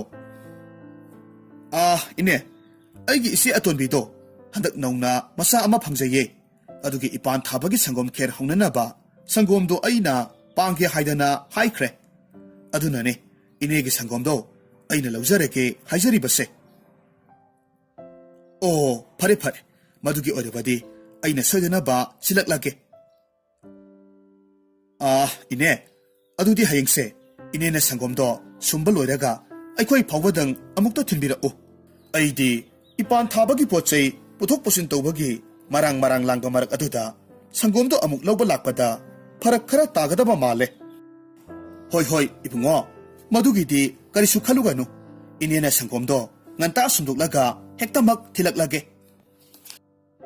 ꯃꯊꯪꯒꯤ ꯅꯨꯃꯤꯠꯇ ꯊꯔꯣꯗꯨ ꯁꯨꯕꯣꯟꯒꯤ ꯃꯌꯨꯝꯗ ꯁꯪꯒꯣꯝ ꯃꯌꯥꯝꯗꯨ ꯉꯟꯅ ꯊꯤꯜꯂꯨꯅꯕꯅꯤ ꯍꯥꯏꯗꯨꯅ ꯅꯨꯡꯊꯤꯜ ꯄꯣꯋꯞꯇꯒꯤ ꯁꯟꯕꯤ ꯃꯌꯥꯝꯗꯨ ꯁꯪꯒꯣꯝ ꯁꯨꯝꯕ ꯍꯧꯔꯝꯃꯤ ꯃꯇꯝ ꯑꯗꯨꯃꯛꯇꯤ ꯃꯆꯥꯅꯨꯄꯥ ꯇꯦꯝꯕ ꯑꯃꯗꯤ ꯇꯣꯟꯗꯥꯡꯁꯨ ꯃꯥꯒꯤ ꯑꯣꯏꯕ ꯊꯕꯛ ꯆꯠꯊꯣꯛꯅꯈꯤꯕꯅ ꯃꯌꯨꯝꯗ ꯂꯩꯔꯝꯗꯦ ꯑꯗꯨꯕꯨ ꯊꯔꯣꯒꯤ ꯃꯄꯨꯔꯣꯏꯕ ꯂꯨꯈꯣꯏꯗꯤ ꯇꯨꯝꯂꯒ ꯂꯩꯔꯝꯃꯤ ꯃꯁꯤꯗꯒꯤ ꯊꯔꯣꯅ ꯁꯪꯒꯣꯝ ꯁꯨꯝꯅ ꯂꯨꯈꯣꯏ ꯇꯥꯅꯕꯅꯤ ꯍꯥꯏꯗꯨꯅ ꯏꯁꯧ ꯀꯟꯅ ꯂꯥꯡꯂꯒ ꯑꯁꯨꯝꯅ ꯍꯥꯏꯔꯛꯈꯤ ꯅꯣꯡ ꯄꯨꯡ ꯉꯟꯕꯗꯒꯤ ꯌꯨ ꯇꯞ ꯇꯥꯕ ꯃꯈꯩ ꯊꯛꯆꯤꯜꯂꯦ ꯍꯥꯏꯔꯒ ꯃꯁꯤꯗ ꯅꯨꯡꯉꯥꯏꯅ ꯇꯨꯝꯂꯒ ꯂꯩꯔꯤꯕꯅꯤꯅꯦ ꯍꯣ ꯇꯨꯝꯃꯨ ꯅꯪꯅ ꯇꯨꯝꯂꯒ ꯂꯩꯔꯒꯅꯦ ꯆꯥꯅꯕ ꯆꯦꯡ ꯆꯥꯛꯇꯣ ꯅꯣꯡꯊꯛꯇꯒꯤ ꯊꯥꯗꯔꯛꯄ꯭ꯔꯥ ꯌꯦꯡꯉꯨ ꯃꯤꯒꯤ ꯏꯄꯥꯟ ꯊꯥꯕꯒꯤ ꯁꯪꯒꯣꯝꯁꯦ ꯉꯥꯏꯍꯥꯛ ꯂꯩꯔꯕꯗꯤ ꯄꯨꯔꯛꯇ꯭ꯔꯦ ꯍꯥꯏꯗꯅ ꯋꯥ ꯊꯣꯛꯅꯔꯅꯤ ꯑꯗꯨꯅ ꯇꯨꯝꯂꯒ ꯂꯩꯔꯤꯕꯁꯦ ꯉꯥꯏꯍꯥꯛꯇꯪꯁꯨ ꯍꯧꯒꯠꯂꯒ ꯁꯨꯝꯂꯤꯕ ꯁꯪꯒꯣꯝꯁꯦ ꯃꯇꯦꯡ ꯈꯔ ꯄꯥꯡꯕꯁꯨ ꯌꯥꯏ ꯍꯥꯏꯕꯅꯤ ꯃꯍꯥꯛꯅ ꯂꯥꯎꯔꯒ ꯉꯥꯡꯂꯤꯕꯗꯨ ꯂꯨꯈꯣꯏꯁꯨ ꯇꯨꯝꯖꯩ ꯍꯥꯏꯕꯒꯤ ꯋꯥꯅꯤ ꯂꯣꯏꯅꯃꯛ ꯇꯥꯔꯤꯕꯅꯤ ꯑꯗꯨꯅ ꯃꯍꯥꯛꯁꯨ ꯇꯨꯝꯂꯝꯕꯗꯒꯤ ꯍꯧꯒꯠꯂꯛꯇꯨꯅ ꯃꯍꯥꯛꯀꯤ ꯅꯨꯄꯤꯒꯤ ꯃꯅꯥꯛꯇ ꯆꯪꯁꯤꯜꯂꯛꯂꯝꯃꯤ ꯑꯗꯨꯒ ꯍꯥꯏꯔꯝꯃꯤ ꯍꯥꯏ ꯀꯔꯤꯒꯤꯅꯣ ꯅꯍꯥꯛꯅ ꯏꯁꯧꯗ ꯂꯥꯡꯗꯨꯅꯇ ꯂꯩꯔꯤꯕꯁꯤꯕꯣ ꯏꯁꯧ ꯂꯥꯡꯕꯒꯤ ꯃꯍꯨꯠꯇ ꯅꯤꯡꯊꯤꯅ ꯆꯪꯁꯤꯜꯂꯛꯂꯒ ꯁꯪꯒꯣꯝ ꯁꯨꯝꯕꯁꯤ ꯃꯇꯦꯡ ꯈꯔ ꯄꯥꯡꯕꯤꯌꯨ ꯍꯥꯏꯔꯕ ꯌꯥꯗ꯭ꯔꯣ ꯍꯥꯏ ꯅꯍꯥꯛꯅꯦ ꯈꯔꯗꯤ ꯍꯦꯟꯃꯜꯂꯕꯅꯤ ꯅꯍꯥꯛꯁꯦ ꯆꯩ ꯌꯥꯝꯅ ꯋꯥꯠꯂꯕꯅꯤꯀꯣ ꯅꯍꯥ ꯑꯣꯏꯔꯤꯉꯩꯒꯤ ꯑꯩꯒꯤ ꯈꯨꯐꯨꯗꯣ ꯀꯥꯎꯔꯕ ꯃꯥꯜꯂꯦ ꯅꯍꯧꯅꯅ ꯑꯃꯨꯛꯇꯪ ꯅꯤꯡꯁꯤꯡꯅꯕ ꯐꯨꯊꯔꯒ ꯌꯦꯡꯁꯤ ꯍꯥꯏꯕ꯭ꯔꯣ ꯍꯣ ꯐꯨꯊꯒꯦ ꯍꯥꯏꯕ꯭ꯔꯥ ꯐꯨꯒꯠꯀꯦ ꯍꯥꯏꯕ꯭ꯔꯥ ꯃꯈꯣꯏ ꯄꯥꯕꯨꯡꯅ ꯐꯗꯧꯕ ꯑꯃ ꯍꯦꯛꯇ ꯇꯧꯕꯤꯔꯣ ꯃꯤꯒꯤ ꯏꯄꯥꯟ ꯊꯥꯕꯒꯤ ꯈꯦꯔ ꯍꯧꯅꯕ ꯁꯪꯒꯣꯝꯁꯦ ꯄꯤꯕ ꯅꯪꯂꯔꯣꯏ ꯍꯥꯏꯖꯕꯅꯦ ꯑꯗꯨꯅ ꯁꯟꯕꯤ ꯃꯌꯥꯝꯁꯦ ꯁꯪꯒꯣꯝ ꯁꯨꯝꯕꯗ ꯃꯇꯦꯡ ꯑꯃꯨꯛꯇꯪ ꯄꯥꯡꯕꯤꯌꯨ ꯍꯥꯏꯖꯕꯒꯤ ꯋꯥꯅꯤ ꯅꯠꯇꯦ ꯃꯁꯤꯕꯨ ꯀꯌꯥꯃꯨꯛ ꯌꯥꯝꯅ ꯀꯥꯏꯔꯕꯒꯦ ꯑꯩꯅꯦ ꯅꯪꯒ ꯉꯥꯡꯅꯕ ꯉꯝꯖꯄꯣꯠ ꯅꯠꯇꯦꯗ ꯁꯪꯒꯣꯝꯁꯦ ꯁꯨꯝꯗꯗꯤ ꯁꯨꯝꯂꯒꯦ ꯑꯁꯨꯝꯅ ꯍꯥꯏꯗꯨꯅ ꯂꯨꯈꯣꯏ ꯄ꯭ꯔꯞ ꯆꯪꯁꯤꯜꯂꯛꯂꯝꯃꯤ ꯁꯪꯒꯣꯝ ꯁꯨꯝꯕ ꯍꯧꯈ꯭ꯔꯦ ꯑꯗꯨꯒ ꯃꯈꯥ ꯇꯥꯅ ꯃꯍꯥꯛꯅ ꯊꯔꯣꯗ ꯍꯥꯏꯔꯝꯃꯤ ꯊꯔꯣ ꯉꯥꯏꯈꯣꯅꯦꯍꯦ ꯅꯍꯥꯛꯅ ꯏꯄꯥꯟ ꯊꯥꯕꯒꯤ ꯁꯪꯒꯣꯝ ꯄꯤꯒꯅꯤ ꯍꯥꯏꯔꯤꯕꯗꯨꯕꯨ ꯀꯅꯥꯒꯤꯅꯣꯅꯦ ꯑꯩꯈꯣꯏꯒꯤ ꯂꯩꯀꯥꯏꯁꯤꯗ ꯏꯄꯥꯟ ꯊꯥꯒꯗꯕ ꯀꯅꯥꯒꯤ ꯃꯆꯥꯕꯨ ꯂꯩꯕꯒꯦꯅꯦ ꯍꯣ ꯑꯩꯈꯣꯏꯒꯤ ꯂꯩꯀꯥꯏꯁꯤꯗ ꯏꯄꯥꯟ ꯊꯥꯒꯗꯕ ꯅꯠꯇꯤꯌꯦ ꯑꯩꯈꯣꯏꯒꯤ ꯊꯪꯅꯕ ꯂꯩꯀꯥꯏꯁꯤꯗ ꯂꯩꯕ ꯁꯨꯕꯣꯟꯗꯣ ꯃꯍꯥꯛꯀꯤ ꯃꯆꯦꯒꯤ ꯃꯆꯥꯅꯨꯄꯤ ꯑꯃ ꯐꯪꯉꯦ ꯍꯥꯏꯕ꯭ꯔꯥ ꯀꯔꯤꯅꯣ ꯑꯗꯨꯒꯤ ꯏꯄꯥꯟ ꯊꯥꯕꯒꯤ ꯈꯦꯔ ꯍꯧꯅꯕ ꯁꯪꯒꯣꯝꯅꯤ ꯑꯗꯨꯗꯤ ꯈꯔ ꯉꯟꯅ ꯁꯪꯒꯣꯝꯁꯤ ꯄꯤꯈꯤꯕꯅ ꯐꯩ ꯍꯣꯔꯦꯟ ꯑꯩꯈꯣꯏꯅ ꯁꯪꯒꯣꯝꯁꯤ ꯊꯤꯜꯂꯨꯔꯕ ꯃꯇꯨꯡꯗ ꯁꯨꯕꯣꯟꯅ ꯑꯃꯨꯛ ꯃꯆꯦ ꯍꯣꯏꯗ ꯄꯨꯒꯗꯕ ꯑꯣꯏꯔꯤꯅꯤ ꯍꯣꯏ ꯃꯥꯅꯤ ꯑꯗꯨꯅꯅꯦ ꯑꯩꯅ ꯉꯁꯥꯏꯗꯒꯤ ꯃꯈꯣꯏ ꯄꯥꯕꯨꯡꯗ ꯁꯪꯒꯣꯝ ꯄꯤꯕ ꯊꯦꯡꯂꯦ ꯍꯥꯏꯗꯅ ꯍꯥꯏꯖꯔꯤꯕꯗꯣ ꯑꯗꯨꯗꯤ ꯉꯥꯏꯈꯣ ꯁꯪꯒꯣꯝꯁꯤꯗꯤ ꯅꯍꯥꯛꯅ ꯊꯤꯜꯂꯨꯒꯗꯧꯔꯤꯕ꯭ꯔꯥ ꯍꯣꯏ ꯑꯩꯅ ꯊꯤꯟꯖꯔꯨꯒꯗꯧꯔꯤꯕꯅꯤ ꯂꯝꯕꯤ ꯂꯝꯈꯥꯡꯗꯒ ꯅꯍꯥꯛꯀꯤ ꯃꯣꯟꯗꯪ ꯁꯥꯟꯅꯕꯤꯗꯣ ꯃꯗꯨ ꯑꯃꯨꯛ ꯇꯧꯔꯨꯗꯅ ꯃꯤꯒꯤ ꯁꯪꯒꯣꯝꯁꯦ ꯄꯤꯕ ꯅꯪꯂꯣꯏꯀꯣ ꯑꯗꯨꯅ ꯃꯣꯟꯗꯪ ꯁꯥꯟꯅꯗꯕ ꯅꯆꯥ ꯅꯨꯄꯥ ꯁꯨꯝꯆꯠ ꯆꯠꯄ ꯇꯣꯟꯗꯥꯡꯗꯣ ꯃꯉꯣꯟꯗ ꯑꯣꯏꯅ ꯁꯪꯒꯣꯝꯁꯦ ꯊꯤꯜꯍꯜꯂꯨꯁꯣ ꯍꯣ ꯏꯆꯥ ꯅꯨꯄꯥ ꯁꯨꯝꯆꯠ ꯆꯠꯄꯗꯨꯗꯤ ꯃꯤꯒꯤ ꯈꯨꯂꯪ ꯌꯥꯎꯔꯨꯅꯤ ꯍꯥꯏꯗꯅ ꯉꯟꯇꯥ ꯆꯠꯈ꯭ꯔꯦ ꯍꯩꯃ ꯑꯗꯨ ꯑꯣꯏꯔꯒꯅ ꯅꯆꯥꯅꯨꯄꯥ ꯇꯦꯝꯕꯗ ꯑꯣꯏꯅ ꯊꯤꯜꯍꯜꯂꯣꯗꯅ ꯃꯍꯥꯛꯁꯨ ꯉꯁꯥꯏ ꯑꯌꯨꯛꯇꯒꯤ ꯊꯣꯛꯈꯤꯕꯗꯒꯤ ꯍꯟꯖꯤꯜꯂꯛꯇ꯭ꯔꯤꯌꯦ ꯅꯠꯇꯦ ꯃꯈꯣꯏ ꯄꯥꯕꯨꯡ ꯑꯩꯅ ꯁꯪꯒꯣꯝꯁꯤ ꯊꯤꯟꯕ ꯆꯠꯂꯨꯕꯗ ꯀꯌꯥꯃꯨꯛ ꯌꯥꯝꯅ ꯀꯥꯏꯔꯒꯗꯒꯦ ꯍꯥꯏ ꯀꯥꯏꯕ ꯀꯥꯏꯗꯕꯒꯤ ꯋꯥ ꯅꯠꯇꯦꯅꯦ ꯍꯩ ꯅꯍꯥꯛꯀꯤ ꯍꯧꯅꯕꯤ ꯃꯣꯟꯗꯪ ꯁꯥꯟꯅꯔꯒ ꯂꯩꯕꯗꯣ ꯍꯣꯔꯦꯟ ꯂꯝꯕꯤꯗ ꯑꯃꯨꯛ ꯇꯧꯔꯛꯂꯕꯗꯤ ꯃꯤꯒꯤ ꯏꯄꯥꯟ ꯊꯥꯕꯒꯤ ꯁꯪꯒꯣꯝꯁꯦ ꯄꯤꯕ ꯅꯪꯂꯣꯏ ꯍꯥꯏꯕꯒꯤ ꯋꯥꯅꯤꯅꯦ ꯍꯩ ꯏꯁ ꯑꯩꯕꯨ ꯑꯉꯥꯎꯕꯤꯗꯧꯅ ꯂꯝꯕꯤ ꯆꯠꯄꯗꯗꯤ ꯀꯔꯤꯒꯤ ꯃꯣꯟꯗꯪ ꯁꯥꯟꯅꯒꯗꯧꯔꯤꯕꯅꯣ ꯍꯣ ꯐꯔꯦ ꯅꯍꯥꯛꯅ ꯐꯅꯤ ꯈꯟꯕꯗꯣ ꯑꯗꯨꯝ ꯇꯧꯔꯣ ꯑꯗꯨꯕꯨꯅꯦ ꯃꯤꯒꯤ ꯁꯪꯒꯣꯝꯁꯦ ꯍꯣꯔꯦꯟ ꯄꯤꯕ ꯅꯪꯉꯤ ꯅꯪꯗꯦ ꯍꯥꯏꯅ ꯋꯥ ꯊꯣꯛꯅꯔꯕꯗꯤ ꯑꯩꯕꯨ ꯐꯠꯇꯦ ꯍꯥꯏꯅꯨꯀꯣ ꯑꯣ ꯃꯗꯨꯒꯤꯗꯃꯛꯇꯗꯤ ꯃꯈꯣꯏ ꯄꯥꯕꯨꯡꯅ ꯀꯔꯤꯁꯨ ꯋꯥꯕꯤꯌꯨ ꯍꯥꯏꯗꯤꯌꯦ ꯃꯁꯤꯒꯤ ꯅꯨꯄꯤꯁꯤꯗꯤ ꯃꯆꯤꯟꯁꯤ ꯀꯕꯣꯛ ꯄꯣꯛꯄꯒꯨꯝꯅ ꯀꯟꯕ ꯖꯥꯠꯅꯤꯀꯣ ꯍꯥꯏ ꯉꯥꯏꯈꯣꯅꯦꯍꯦ ꯁꯪꯒꯣꯝꯒꯤ ꯃꯃꯜꯗꯤ ꯀꯃꯥꯏꯅ ꯍꯥꯏꯅꯔꯕ ꯁꯪꯒꯣꯝꯒꯤ ꯃꯃꯜꯗꯤ ꯁꯪꯒꯣꯝ ꯊꯤꯟꯕ ꯆꯠꯄ ꯃꯇꯝꯗ ꯍꯥꯏꯅꯔꯁꯤ ꯍꯥꯏꯅꯈꯤꯕꯅꯤ ꯑꯗꯨꯒ ꯑꯩꯈꯣꯏꯒꯤ ꯁꯪꯒꯣꯝꯁꯤꯗꯤ ꯃꯤꯒꯤꯗꯧꯅ ꯏꯁꯤꯡ ꯌꯥꯜꯂꯒ ꯌꯣꯟꯕ ꯅꯠꯇꯕꯅꯤꯅ ꯃꯃꯜꯗꯨ ꯈꯔ ꯋꯥꯡꯅ ꯍꯥꯏꯁꯤꯔꯥ ꯈꯜꯂꯤꯕ ꯃꯗꯨꯁꯨ ꯌꯥꯏ ꯑꯗꯨꯕꯨꯅꯦ ꯃꯤꯌꯥꯝꯅ ꯌꯣꯟꯅꯕ ꯃꯃꯜ ꯍꯥꯏꯕ ꯑꯃꯁꯨ ꯂꯩꯕꯅꯤ ꯃꯗꯨꯗꯒꯤ ꯄꯪꯍꯦꯟ ꯍꯦꯟꯅꯁꯨ ꯍꯦꯛ ꯍꯥꯏꯔꯨꯅꯨꯗ ꯍꯣꯏꯗ ꯃꯈꯣꯏ ꯄꯥꯕꯨꯡ ꯑꯗꯨꯕꯨꯗꯤ ꯑꯩꯁꯨ ꯈꯪꯉꯤꯗ ꯑꯣ ꯐꯔꯦ ꯑꯗꯨꯗꯤ ꯁꯪꯒꯣꯝꯁꯤꯁꯨ ꯁꯨꯝꯕ ꯂꯣꯏꯔꯕꯅꯤꯅ ꯆꯐꯨ ꯑꯆꯧꯕꯁꯤꯗ ꯁꯪꯒꯣꯝ ꯃꯌꯥꯝꯁꯦ ꯄꯨꯟꯅ ꯍꯩꯖꯤꯜꯂꯒꯦꯀꯣ ꯊꯔꯣꯁꯨ ꯍꯣꯏ ꯍꯥꯏꯅ ꯍꯥꯏꯔꯝꯃꯤ ꯃꯁꯤꯗꯒꯤ ꯊꯔꯣꯅ ꯁꯪꯒꯣꯝ ꯊꯟꯅ ꯌꯥꯎꯔꯕ ꯆꯐꯨꯗꯨꯕꯨ ꯃꯀꯣꯛꯇ ꯊꯣꯡꯒꯠꯂꯒ ꯁꯨꯕꯣꯟꯒꯤ ꯃꯌꯨꯝ ꯇꯝꯅ ꯆꯠꯈ꯭ꯔꯦ ꯑꯗꯨꯒ ꯃꯍꯥꯛꯅ ꯆꯠꯂꯝꯗꯥꯏꯒꯤ ꯃꯤꯀꯨꯞ ꯑꯗꯨꯗꯁꯨ ꯂꯨꯈꯣꯏꯅ ꯂꯝꯕꯤ ꯆꯠꯅ ꯃꯣꯟꯗ꯭ꯔꯪ ꯁꯥꯟꯅꯒꯅꯨꯀꯣ ꯍꯥꯏꯅ ꯌꯥꯝꯅ ꯀꯟꯅ ꯍꯥꯏꯔꯛꯈꯤ ꯊꯔꯣꯁꯨ ꯍꯣꯏ ꯍꯥꯏꯅ ꯈꯨꯝꯂꯝꯃꯤ ꯑꯗꯨꯒ ꯁꯨꯕꯣꯟ ꯍꯣꯏꯒꯤ ꯂꯝꯕꯤꯔꯣꯝꯗ ꯐꯅ ꯁꯥꯡꯅ ꯂꯥꯛꯂꯝꯃꯤ ꯑꯗꯨꯕꯨ ꯃꯇꯝ ꯑꯁꯤꯃꯛꯇꯗ ꯊꯔꯣꯗꯨ ꯃꯍꯥꯛꯀꯤ ꯍꯧꯅꯕꯤ ꯂꯝꯕꯤ ꯆꯠꯅ ꯐꯥꯎꯕ ꯃꯣꯟꯗ꯭ꯔꯪ ꯁꯥꯟꯅꯕ ꯍꯧꯔꯛꯈꯤ ꯑꯩꯈꯣꯏꯅꯁꯨ ꯍꯦꯟꯅ ꯈꯪꯂꯤꯕꯗꯨꯅꯤ ꯍꯩꯅꯕꯤ ꯍꯥꯏꯕ ꯑꯁꯤꯗꯕꯨ ꯄꯥꯛ ꯍꯦꯛ ꯊꯥꯗꯣꯛꯄ ꯉꯝꯗꯦ ꯃꯇꯧ ꯑꯁꯤꯃꯛ ꯊꯔꯣꯗꯁꯨ ꯃꯤꯠꯀꯨꯞ ꯑꯁꯤꯃꯛꯇꯗ ꯊꯣꯛꯂꯝꯃꯤ ꯑꯁꯨꯝꯅ ꯃꯍꯥꯛꯅ ꯃꯣꯟꯗ꯭ꯔꯪ ꯇꯧꯔꯒ ꯈꯜꯂꯝꯃꯤ ꯑꯩꯈꯣꯏꯒꯤ ꯁꯪꯒꯣꯝꯁꯦ ꯌꯥꯝꯅ ꯐꯕꯅꯤꯅ ꯍꯣꯔꯦꯟ ꯁꯨꯕꯣꯟ ꯍꯣꯏꯒꯤ ꯂꯩꯀꯥꯏ ꯌꯧꯔꯕ ꯀꯥꯟꯗ ꯃꯈꯣꯏꯒꯤ ꯂꯩꯀꯥꯏꯒꯤ ꯃꯤꯌꯥꯝꯗꯨꯅ ꯊꯔꯣꯒꯤ ꯁꯪꯒꯣꯝ ꯄꯨꯔꯛꯂꯦ ꯍꯥꯏꯗꯨꯅ ꯏꯅꯥꯛꯇꯒ ꯆꯦꯟꯁꯤꯟꯅꯔꯛꯇꯅ ꯁꯪꯒꯣꯝꯁꯤ ꯃꯨꯟꯅꯔꯕꯗꯤ ꯀꯝꯗꯧꯕ ꯑꯗꯨꯒ ꯃꯈꯣꯏꯅꯒ ꯁꯦꯜ ꯌꯥꯝꯅ ꯄꯤꯒꯦ ꯁꯪꯒꯣꯝꯁꯤ ꯑꯩ ꯂꯧꯔꯒꯦ ꯍꯥꯏꯗꯅ ꯃꯨꯟꯅꯔꯛꯄ ꯃꯇꯝꯗ ꯑꯩꯅ ꯍꯥꯏꯒꯗꯧꯔꯤꯕꯁꯦ ꯃꯁꯤꯅꯤ ꯏꯆꯥ ꯏꯅꯥꯎꯁꯥ ꯑꯩꯒꯤ ꯁꯪꯒꯣꯝꯁꯤꯗꯤ ꯁꯨꯕꯣꯜꯅ ꯍꯥꯟꯅꯗꯒꯤ ꯁꯤꯡꯗꯨꯅ ꯊꯝꯂꯝꯂꯕꯅꯤ ꯑꯗꯨꯅ ꯑꯩꯍꯥꯛ ꯁꯪꯒꯣꯝꯁꯦ ꯅꯈꯣꯏꯗ ꯄꯤꯕ ꯉꯝꯂꯣꯏ ꯍꯥꯏꯗꯧꯔꯤꯕꯅꯤ ꯑꯁꯨꯝꯅ ꯃꯍꯥꯛꯅ ꯃꯣꯟꯗ꯭ꯔꯪ ꯁꯥꯟꯅꯔꯒ ꯂꯥꯛꯄ ꯑꯁꯤꯗ ꯃꯍꯥꯛꯀꯤ ꯃꯃꯥꯡꯗ ꯅꯨꯡ ꯈꯔ ꯆꯥꯎꯕ ꯑꯃꯈꯛ ꯂꯩꯔꯤꯕꯗꯨ ꯎꯍꯧꯗ꯭ꯔꯦ ꯃꯔꯝ ꯑꯁꯤꯗꯒꯤ ꯊꯔꯣꯗꯨ ꯅꯨꯡ ꯑꯗꯨꯗ ꯄꯜꯂꯒ ꯈꯨꯗꯤ ꯊꯤꯔꯝꯃꯤ ꯑꯗꯨꯒ ꯃꯍꯥꯛꯀꯤ ꯃꯀꯣꯛꯇ ꯄꯨꯔꯛꯂꯤꯕ ꯁꯪꯒꯣꯝ ꯆꯐꯨꯗꯨꯁꯨ ꯂꯩꯃꯥꯏꯗ ꯇꯥꯔꯒ ꯀꯥꯏꯈ꯭ꯔꯦ ꯃꯐꯝ ꯑꯗꯨꯗ ꯁꯪꯒꯣꯝ ꯃꯌꯥꯝꯗꯨꯅ ꯍꯩꯗꯣꯔꯛꯄ ꯑꯗꯨꯗ ꯃꯐꯝꯗꯨ ꯄꯨꯡꯉꯧ ꯍꯦꯛ ꯉꯧꯔꯝꯃꯤ ꯃꯇꯧ ꯑꯁꯤꯗ ꯊꯔꯣꯗꯤ ꯌꯥꯝꯅ ꯄꯥꯈꯠꯂꯝꯃꯤ ꯆꯠꯂꯝꯗꯥꯏꯒꯤ ꯃꯤꯀꯨꯞꯇ ꯃꯄꯨꯔꯣꯏꯕꯅ ꯃꯣꯟꯗ꯭ꯔꯪ ꯁꯥꯟꯅꯗꯅꯕ ꯌꯥꯝꯅ ꯀꯟꯅ ꯍꯥꯏꯖꯍꯧꯕꯗꯨ ꯅꯤꯡꯁꯤꯡꯂꯛꯂꯝꯃꯤ ꯑꯗꯨꯕꯨ ꯍꯧꯖꯤꯛꯇꯤ ꯀꯔꯤ ꯎꯄꯥꯏ ꯂꯩ ꯌꯥꯝꯅ ꯃꯊꯥ ꯁꯥꯅ ꯀꯞꯅꯤꯡ ꯀꯞꯃꯥꯡ ꯇꯧꯔꯒ ꯃꯌꯨꯝꯗ ꯍꯜꯂꯛꯂꯝꯃꯤ ꯃꯍꯥꯛꯅ ꯑꯗꯨꯝꯅ ꯍꯜꯂꯛꯄꯗꯨꯗ ꯂꯨꯈꯣꯏꯅ ꯏꯄꯥ ꯄꯥꯈꯠꯅ ꯍꯥꯏꯔꯛꯈꯤ ꯍꯥꯏ ꯊꯔꯣ ꯅꯍꯥꯛꯄꯨ ꯍꯧꯖꯤꯛꯇ ꯆꯠꯈꯤꯕꯗꯥꯏꯅꯦ ꯀꯔꯤꯒꯤꯅꯣ ꯅꯍꯥꯛꯅ ꯄꯔꯞ ꯑꯃꯨꯛ ꯍꯜꯂꯛꯂꯤꯕꯗꯨꯕꯣ ꯅꯠꯇꯦ ꯅꯍꯥꯛꯄꯨꯅ ꯊꯋꯥꯏ ꯅꯨꯡꯉꯥꯏꯇꯅ ꯁꯨꯛꯏ ꯀꯔꯤ ꯇꯧꯕ ꯌꯥꯎꯔꯕꯒꯦ ꯋꯥꯍꯪꯗꯨ ꯇꯥꯔꯨꯕꯗ ꯊꯔꯣꯗꯤ ꯑꯣꯛ ꯈꯣꯡꯅ ꯀꯞꯊꯣꯔꯛꯈꯤ ꯑꯗꯨꯒ ꯍꯥꯏꯔꯝꯃꯤ ꯃꯈꯣꯏ ꯄꯥꯕꯨꯡ ꯑꯩꯍꯥꯛꯅ ꯂꯝꯕꯤ ꯆꯠꯅ ꯃꯣꯟꯗ꯭ꯔꯪ ꯁꯥꯟꯅꯔꯨꯔꯦ ꯑꯗꯨꯅ ꯑꯩꯍꯥꯛꯀꯤ ꯏꯃꯥꯡꯃꯛꯇꯗ ꯂꯩꯔꯤꯕ ꯅꯨꯡꯖꯥꯎ ꯑꯗꯨꯕꯨ ꯎꯍꯧꯗ꯭ꯔꯦ ꯃꯔꯝ ꯑꯁꯤꯗꯒꯤ ꯅꯨꯡꯖꯥꯎꯗꯨꯗ ꯈꯨꯗꯤ ꯊꯤꯖꯤꯜꯂꯨꯕꯗ ꯁꯪꯒꯣꯝꯗꯨꯁꯨ ꯂꯝꯕꯤꯗ ꯂꯣꯏꯅꯃꯛ ꯍꯩꯗꯣꯛꯍꯧꯔꯦ ꯉꯥꯏꯍꯥꯛ ꯂꯩꯔꯒꯗꯤ ꯁꯨꯕꯣꯟꯗꯨ ꯁꯪꯒꯣꯝ ꯄꯨꯔꯛꯇ꯭ꯔꯤꯕ ꯀꯔꯤꯒꯤꯅꯣ ꯍꯥꯏꯗꯅ ꯍꯪꯕ ꯂꯥꯛꯂꯒꯅꯤ ꯑꯩꯅ ꯍꯧꯖꯤꯛ ꯇꯧꯒꯗꯕꯁꯤꯕꯨ ꯀꯔꯤꯅꯣ ꯑꯁꯨꯝꯅ ꯍꯥꯏꯔꯒ ꯀꯞꯂꯝꯃꯤ ꯃꯄꯨꯔꯣꯏꯕꯅ ꯈꯨꯝꯃꯤ ꯀꯔꯤ ꯍꯥꯏꯕ ꯁꯪꯒꯣꯝꯗꯨ ꯍꯩꯗꯣꯛꯍꯧꯔꯦ ꯍꯥꯏꯕ ꯍꯥꯏ ꯊꯔꯣ ꯏꯕꯦꯝꯃ ꯅꯍꯥꯛꯁꯤ ꯑꯩꯅ ꯍꯥꯏꯕ ꯋꯥꯁꯤ ꯂꯧꯗꯦꯗꯀꯣ ꯅꯠꯇꯦ ꯅꯍꯥꯛꯄꯨ ꯑꯩꯅ ꯆꯠꯂꯝꯗꯥꯏ ꯑꯗꯨ ꯐꯥꯎꯕ ꯃꯣꯟꯗ꯭ꯔꯪ ꯁꯥꯟꯅꯒꯅꯨ ꯍꯥꯏꯗꯅ ꯀꯟꯅ ꯍꯥꯏꯈꯤꯕ ꯅꯠꯇ꯭ꯔꯣ ꯑꯗꯨꯒ ꯀꯗꯣꯝꯗꯒꯤ ꯍꯥꯏꯖꯤꯟꯗꯨꯅ ꯁꯥꯟꯅꯔꯨꯔꯤꯕ ꯃꯣꯟꯗ꯭ꯔꯪꯅꯣ ꯑꯩꯁꯨ ꯀꯗꯣꯝꯗꯒꯤ ꯍꯥꯏꯖꯤꯟꯗꯨꯅ ꯁꯥꯟꯅꯔꯛꯂꯤꯕ ꯃꯣꯟꯗ꯭ꯔꯪꯅꯣ ꯈꯪꯍꯧꯗ꯭ꯔꯦ ꯐꯅ ꯀꯟꯅꯗꯤ ꯁꯥꯟꯅꯗꯅꯕ ꯍꯣꯠꯅꯖꯈꯤꯕꯅꯤ ꯑꯗꯨꯕꯨ ꯌꯥꯗꯦ ꯍꯦꯛꯇꯃꯛ ꯁꯥꯟꯅꯔꯛꯏ ꯍꯣꯔꯦꯟ ꯃꯤꯅ ꯁꯪꯒꯣꯝ ꯄꯤꯌꯣ ꯍꯥꯏꯗꯅ ꯂꯥꯛꯂꯒꯅ ꯀꯔꯤꯅꯣ ꯍꯥꯏꯕꯅꯤ ꯇꯧꯗꯧꯔꯤꯕꯁꯤꯕꯨ ꯑꯩꯗꯤ ꯈꯪꯗꯦꯀꯣ ꯅꯪꯅ ꯊꯣꯛꯄ ꯉꯥꯡꯅꯈꯣ ꯑꯩꯗꯤ ꯌꯨ ꯊꯛꯄ ꯆꯠꯂꯦ ꯑꯁꯨꯝꯅ ꯍꯥꯏꯔꯒ ꯂꯨꯈꯣꯏꯗꯨ ꯌꯥꯝꯅ ꯁꯥꯎꯅ ꯊꯣꯛꯈ꯭ꯔꯦ ꯑꯗꯨꯒ ꯊꯔꯣꯗꯤ ꯃꯥꯡꯒꯣꯟꯒꯤ ꯙꯥꯔꯤꯗꯨꯗ ꯃꯈꯣꯡ ꯑꯅꯤꯃꯛ ꯌꯥꯟꯊꯔꯒ ꯃꯊꯥ ꯁꯥꯅ ꯐꯝꯂꯒ ꯂꯩ ꯉꯥꯏꯍꯥꯛꯀꯤ ꯃꯇꯨꯡꯗꯗꯤ ꯁꯨꯕꯣꯟꯗꯨ ꯌꯥꯝꯅ ꯁꯥꯎꯅ ꯊꯔꯣꯒꯤ ꯃꯅꯥꯛꯇ ꯂꯥꯛꯂꯝꯃꯤ ꯃꯍꯥꯛꯅ ꯂꯥꯛꯄ ꯃꯇꯝ ꯑꯗꯨ ꯐꯥꯎꯕꯗꯤ ꯊꯔꯣꯗꯨ ꯉꯁꯥꯏ ꯐꯝꯂꯝꯕꯗꯨꯗꯒꯤ ꯃꯁꯤ ꯂꯦꯡꯗꯅ ꯑꯗꯨꯃꯛ ꯂꯩꯔꯝꯃꯤ ꯃꯁꯤꯗꯒꯤ ꯁꯨꯕꯣꯟꯅ ꯊꯔꯣꯗ ꯍꯥꯏꯔꯝꯃꯤ ꯏꯅꯦ ꯁꯣꯝꯗꯅ ꯈꯦꯔ ꯍꯧꯅꯅꯕ ꯁꯪꯒꯣꯝ ꯄꯨꯔꯛꯇ꯭ꯔꯦ ꯍꯥꯏꯗꯅ ꯕꯥꯃꯣꯟ ꯃꯈꯩꯅ ꯁꯥꯎꯅꯕꯗ ꯂꯣꯏꯍꯧꯔꯦ Aduga inedi yamna nungaina phamlaga leibiramli boire. Natte ine hoina khanbiri masibo karino. Aihaksi aikhoige leikai dugi khwaidagi ina khunba khwaidagi masin chatpa subolni haibasi kawbiru rabro. Karigino ine hoina aihaki mai khunaba thabak toribasibo. Ngarang di yamna matau mana ngantana sangomdu sumdoklaga thilaklage haikibadaine. Ine hoina thinba ngamloidobo leirabadi hanana haibirakpa kari kaibage.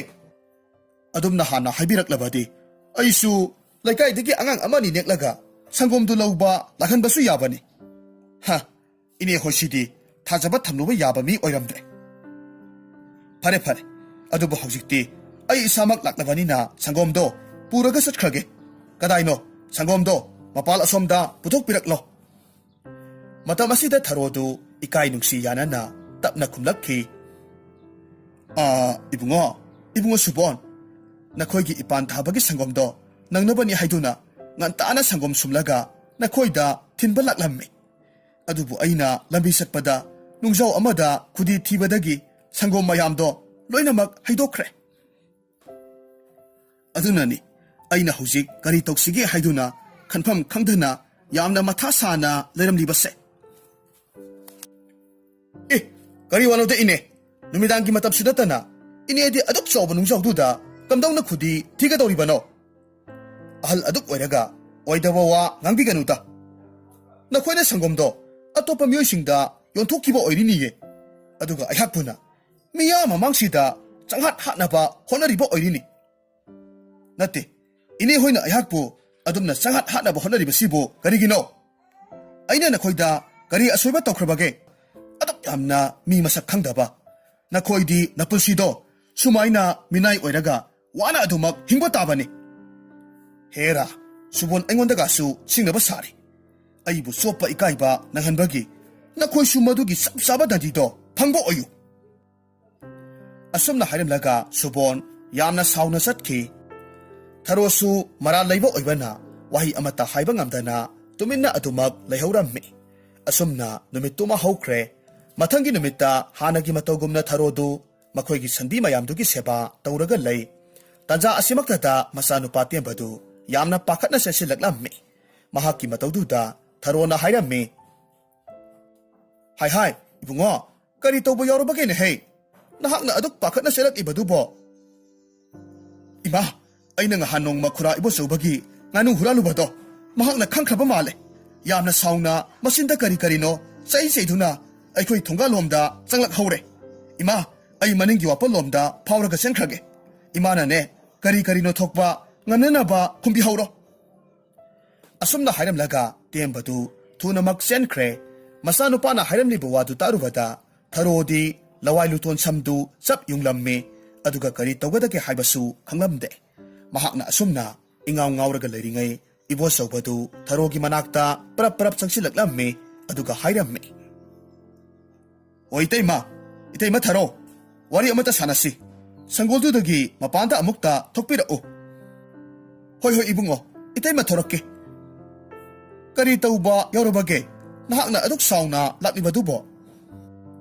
Itaima nate kari no nakhoina tauriba sibo nasanu pa huran baduna kadai de laikhraba. Kari no ne he ibungo hoi maisu amata haidena mathong maram khangdaba wangakta hariba sibo kari no. Aigi isana kanagi kari mapot maran huraluduna adugumba wahai khondadubu sisinaribano.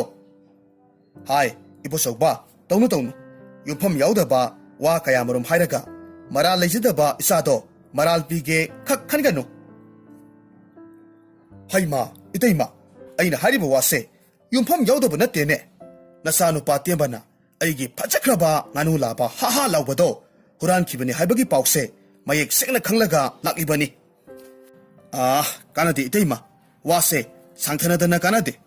Kadaino aigi nganu labadugi mamaldo pibiraklo. Aigi sana nakhoidagi nganu huran ki haibasibu nahak namit magna uhurabro.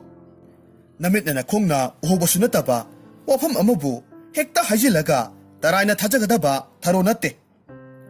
Asumna makhoi anidu yamna kanna khatnaraklammi tanja asimaktada lukhoisu yu ngauri tauraga mayumda halaklammi aduga mahaksu ibosaubaga mahaki nupigana khatnaraga leirambadu urammi masidagi lukhoina mahaki nupigi mateng pangsilaga ibosaubada hairammi hoine ibosauba ngasaidagi nangna ngangliba mayamdo taba yaba wa amata yaude isa nupana nahaki nganu huranki hairabadi mahakna hurankiba matamduda mamit makna uhoba mi amatang puraktana aikhoida hayellarodana ha madusu natana nahakna panghaida haijile hairaga karisu khangjadaba isadaga maral sibakati yaroiko hera tada hoisu haiba yari haidana panghaida haijin biganu aibu angawba miro aina laklibase nasa nupana hurankhre haibase chap chana khangduna laklibani adudi ngaiko ibosauba nahakna ngasaita hurankiba aigi sando madu hana amukta purakho kari haiba tada aidi nakhoigi sanbidu hurankiba leitena hai huranbanabu aina hurali haidana haigadro nahakna ngasai hurankibado aina khahuwine sanbido hana amukta purakho aduga nangi nganudo madugi matangdudi kona khanarasiko tasengbamakidi ibosawbana lukhoi hoigi sanbi hurankiba leite aduga lukhoigi sanbi amatasu mangkiba leite haujik lukhoina ibosawbada hurali haina haijiliba asidi tembagi maramda marai yetnaribasi mahakna ngamnana ba haiduna lukhoina marai yathatpa oina hairak ibani masidagi ibosawbana amuk makha tana lukhoida hairammi tadagi sibu aingonda atamnana hekta iral sibiribro adugumba dharma nataba thabaktodi tawbiganuda tada hai dharma leitaba thabak toribasibu aina tene hei nangnine ibungo nahakna isanupada maral ama hekta pisinba yabro yumpham yaudana maral pisinba nahakse haujikmak leikai miyamda wayal haluro tada yare tokpiro nganudo mangi hairebasu mangjakhrasanu aduga nasanupa huranbadubudi kankatlaga thambagi mahaide tada nakhoisu soidanamak phangniko ho hainingba makhai haijause nawa lobideko masidagi ibosobasu wahi amata hairamdana sauna adomak mayumda hankre mahakna heksat kibagadi tharona lukhoida hairammi ha ngasidi usina sena nasanupa huranbase migi makutagi kanba ngamhoredana hayeng karigumba aikhoina kanba ngamhodaba matam amadadi migi makutta siba soidabani hai taningde mibu pangsida siba yabro taningde tumillayo ai ngayaktang pothage asumna hairamlaga lukhoisu imungda sangki mataw asumna matam khara haukhre nongma lukhoidu mahakna hek yu thakphamduda laklammi yu thaklaga leirammi hariba matam asimaktada mahaki nakanda atopa leikaidagi lakpa nupa ani khaksu yu thaklaga lei aduga nupa aniduna asumnasu wari sanarammi itaw handak aikhoigi leikaida leiba ina yamna khunba khura yai masogi masanupi thadoigi bor khanbagi matangse miyamna ngangnaribo wa adubu asumbaro mani itaw waphamdo asumbani ne khura yai masawna sangeng ahumkak thammi hairiye aduga hariba sangeng do mai pakpa ngamba nupa aduda masanupi thadoibu thajagani hairibani ne aduga mahaki yamkhraba maral mathumdusu mai paklaba nupa aduda punna pithokani hainasu hairibani aduda luribase mahaki sangeng ahumdo kana amatana mai pakpa ngamnadebu hairine hei khura yai masawsi inak khule haibagi matik loksingsu yamna leiba zakne aduna mahakna thamliba sangengdo araiba achamba sangengdi oiramloye adubu maraibak phadana sangengdu mai paktana thadoibu luhonglaga lawba phangjaba nupadudi maraibakta sanagi thambal satpaga chap managa dawrebani to nupa aduki mapunsido mapunsi chupa thabak sungsu usudana nungaina phamja saraga hinga dawribani ne makhoi anina sanariba waridu tarubadagi lukhoina yamna khangningna nupa aniduda hanglaklamme ibungo hoi ngasaidagi nakhoina sanariba waridubu awoiba makki asengba asumba warirane hoi khura asumba wane khura gidubu isanu paga leibro isanu paga leirabadi laibak yenghanhauba yaye. Nangi khuragisu isa nupabudi anikhak laye. Aduga nakhoi na hariba wa adunabu sumlavadi makhoi animak maraibak yenghanlugene. Adubune ibungo nakhoibu karamba lekaidagi lakpanone. Khura akhoi se makha lekaidagini. Khura na isa anidubu laibak yenghange haribadi horen akhoi gi lekaida yoraba matamda yai masaugi mayumse kadaida no haidana thengnaba mi amada hektamak hangbiyu. Yai masau hariba nupasidi laikai gi masin chatpa miyoini mahaki mayumdi mipum khutingmak na khangnabani. Hoi adudi ibungo ai yumlomda amukta chalokhige isa aniduda hariba pause tamlurage. Hoi khura yobiro masidagi lukhoi yamna thunamak mayumda halaklamme aduga masanupa anibu kauraga hairamme. Hai temba tondang nakhoi anibu mapanta amukta thoraune he ipaga yamne luba wari ama sanasi laune he. Mapana kaubaduda taraduna makhoi anisu mapalda thoraklamme aduga hairakhi. Baba kari tawba yaurubage nasa aikhoibu aduk taha na kauriba asibo. Yengoi nakhoi animak ipana haigadoribu wase yamna munataw. Aikoi gi makha lekaidagi yamna ina khunba yai masau kauba nupa amakhak lei hairiye. Aduga ne mahaki naitom poksabi masanupi thajanaba matik saba nupa ama thiri hainai. Aduga mahakna sangeng ahum khaksu thamliba male. Hariba sangeng ahum do mai pakna pangthokpa ngamba nupa aduda masanupibu thajagani hairi. Aduna ne nakhoi nasin nanaw animak chatlaga sangeng do mai pakpa ngambra haibadu yengluso. Wafamdu taruvada tembana khumlakhi. Hoi paba adudi ayhakna ahalsu aibanina ai hana chatlaga laibak yenglurage. Aduga tondang nahakpu iyambana hana laibak yengluge hariba wa asibu nunghaitabaga phawbro. Taso nanaw ayhakti tasawgi waduda nungaitaba karisu leite. Tasawna ahalnina thabak khudingmak tasawna hana loinamak pangthokpigadabani. Phare adudi ngasimak chatlaga hektamak laibak yenglurage. Makhoina ngasaidagi sanariba warisi sangolda sanbigi seba tawraga leiriba tharonasu loinamak taribani. Maramaduna mahakna sangoldudagi lauraga amuk hairakhi. Ho makhoi pabung nasa nupa singsina laibak yenglugadoribi nupidubu kayamok yamna matik magun leibi nupino ne. Mahakki mapa ibungoduna sangenga tawdana nupa khali haribasibu natte mahakpu masak matau lairimbidawnaka phajabro haibani mi.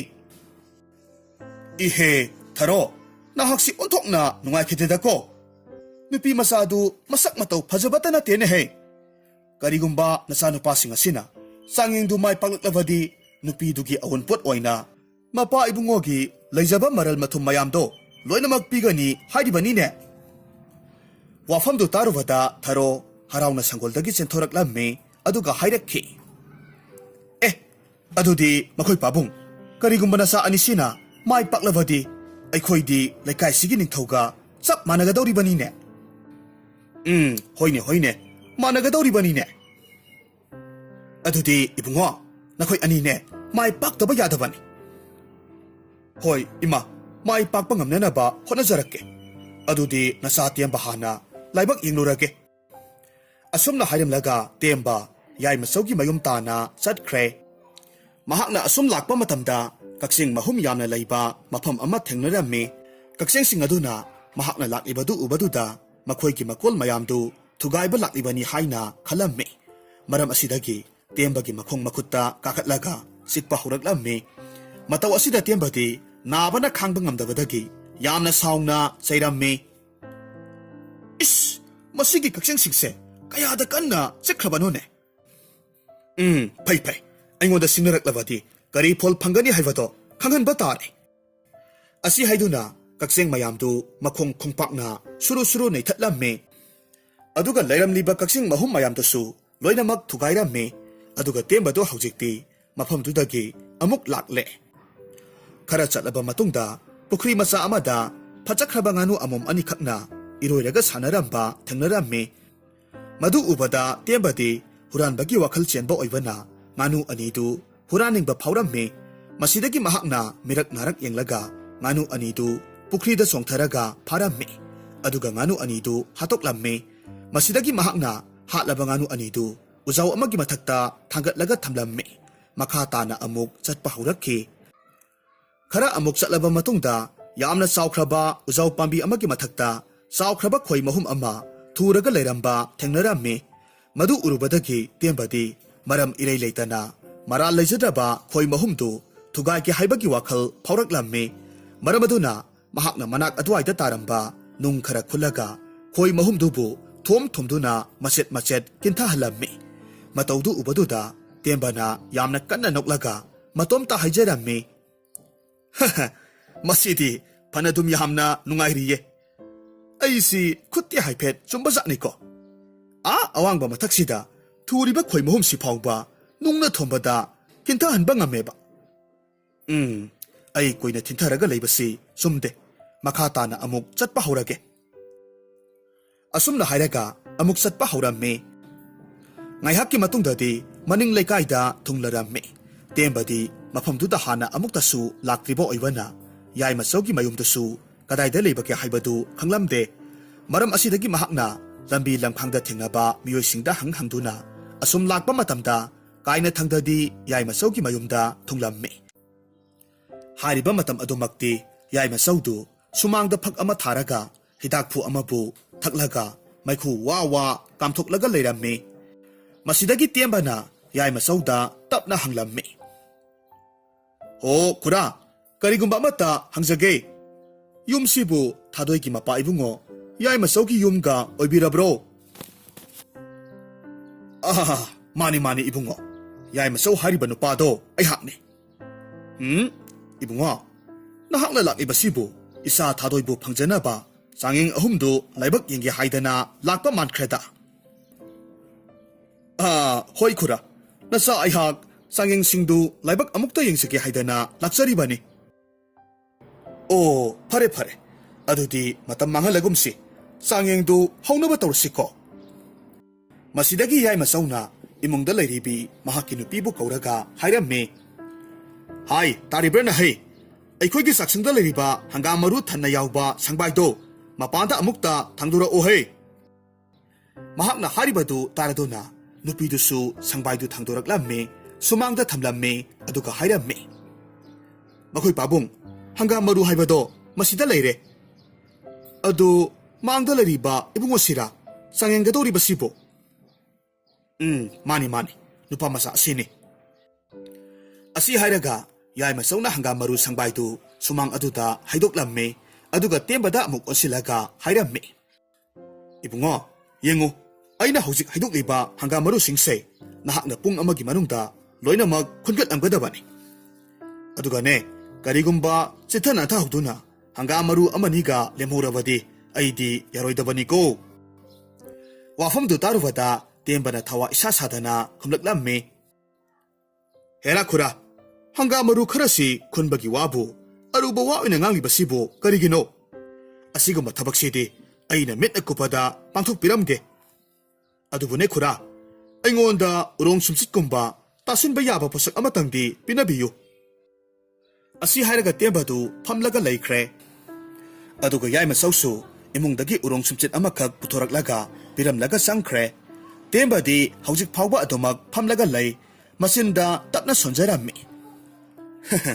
masigi ahalse angawba mi oiraba sanida karisu leitaba hangam maru khara khunbagibu changingni kaidana tawhunbaga su sari aidi nokpa nokningida mitna kupada loigadaba thabaksibu horen ngahak leraga tawrageda asomna phamlaga leithuklamme aduga pungkhai amagi matam haukraba matungdagidi urong sumchit aduma pairaga hangam maru singdu tasinba hauraklamme adubu mahakna phana kana honadunasu hangam maru singdodi khungatpagi loiba khamba naikhidre mataw asomna pung amagi matam loikhraduna yaima saudu imungdagi mapanda thoraklamme adubu tembadi hojik phawba hangam maru singdu khunjinba loiramde maram asidagi tembadu ahanba sangengdu maithiramme masidagi yaima sauna makutta seljek ani khak pairaga tembada hairamme ibungo aina pairiba selek ani se ꯑꯩꯈꯣꯏꯒꯤ ꯄꯨꯈ꯭ꯔꯤ ꯑꯁꯤꯗ ꯊꯥꯗꯒꯗꯧꯔꯤꯕꯅꯤ ꯑꯗꯨꯒ ꯅꯍꯥꯛꯅ select ꯑꯅꯤꯁꯦ ꯄꯨꯡ ꯑꯃꯒꯤ ꯃꯅꯨꯡꯗ ꯄꯨꯈ꯭ꯔꯤꯁꯤꯗꯒꯤ ꯈꯨꯟꯒꯠꯂꯒ ꯑꯩꯉꯣꯟꯗ ꯁꯤꯟꯅꯒꯗꯕꯅꯤ ꯍꯣꯏ ꯈꯨꯔꯥ ꯄꯨꯈ꯭ꯔꯤꯗ ꯏꯔꯨꯞꯇꯨꯅ ꯄꯣꯠꯁꯛ ꯑꯃ ꯊꯤꯕ ꯍꯥꯏꯕꯁꯤꯗꯤ ꯑꯩꯅ ꯄꯤꯛꯂꯤꯉꯩꯗꯒꯤ ꯇꯧꯔꯒꯇ ꯂꯥꯛꯂꯕꯅꯤ ꯑꯗꯨꯅ ꯃꯗꯨꯒꯤ ꯊꯕꯛ ꯑꯗꯨꯗꯤ ꯑꯩꯒꯤ ꯏꯐꯝꯗꯗꯤ ꯀꯔꯤꯁꯨ ꯂꯩꯕ ꯊꯕꯛ ꯅꯠꯇꯦꯗ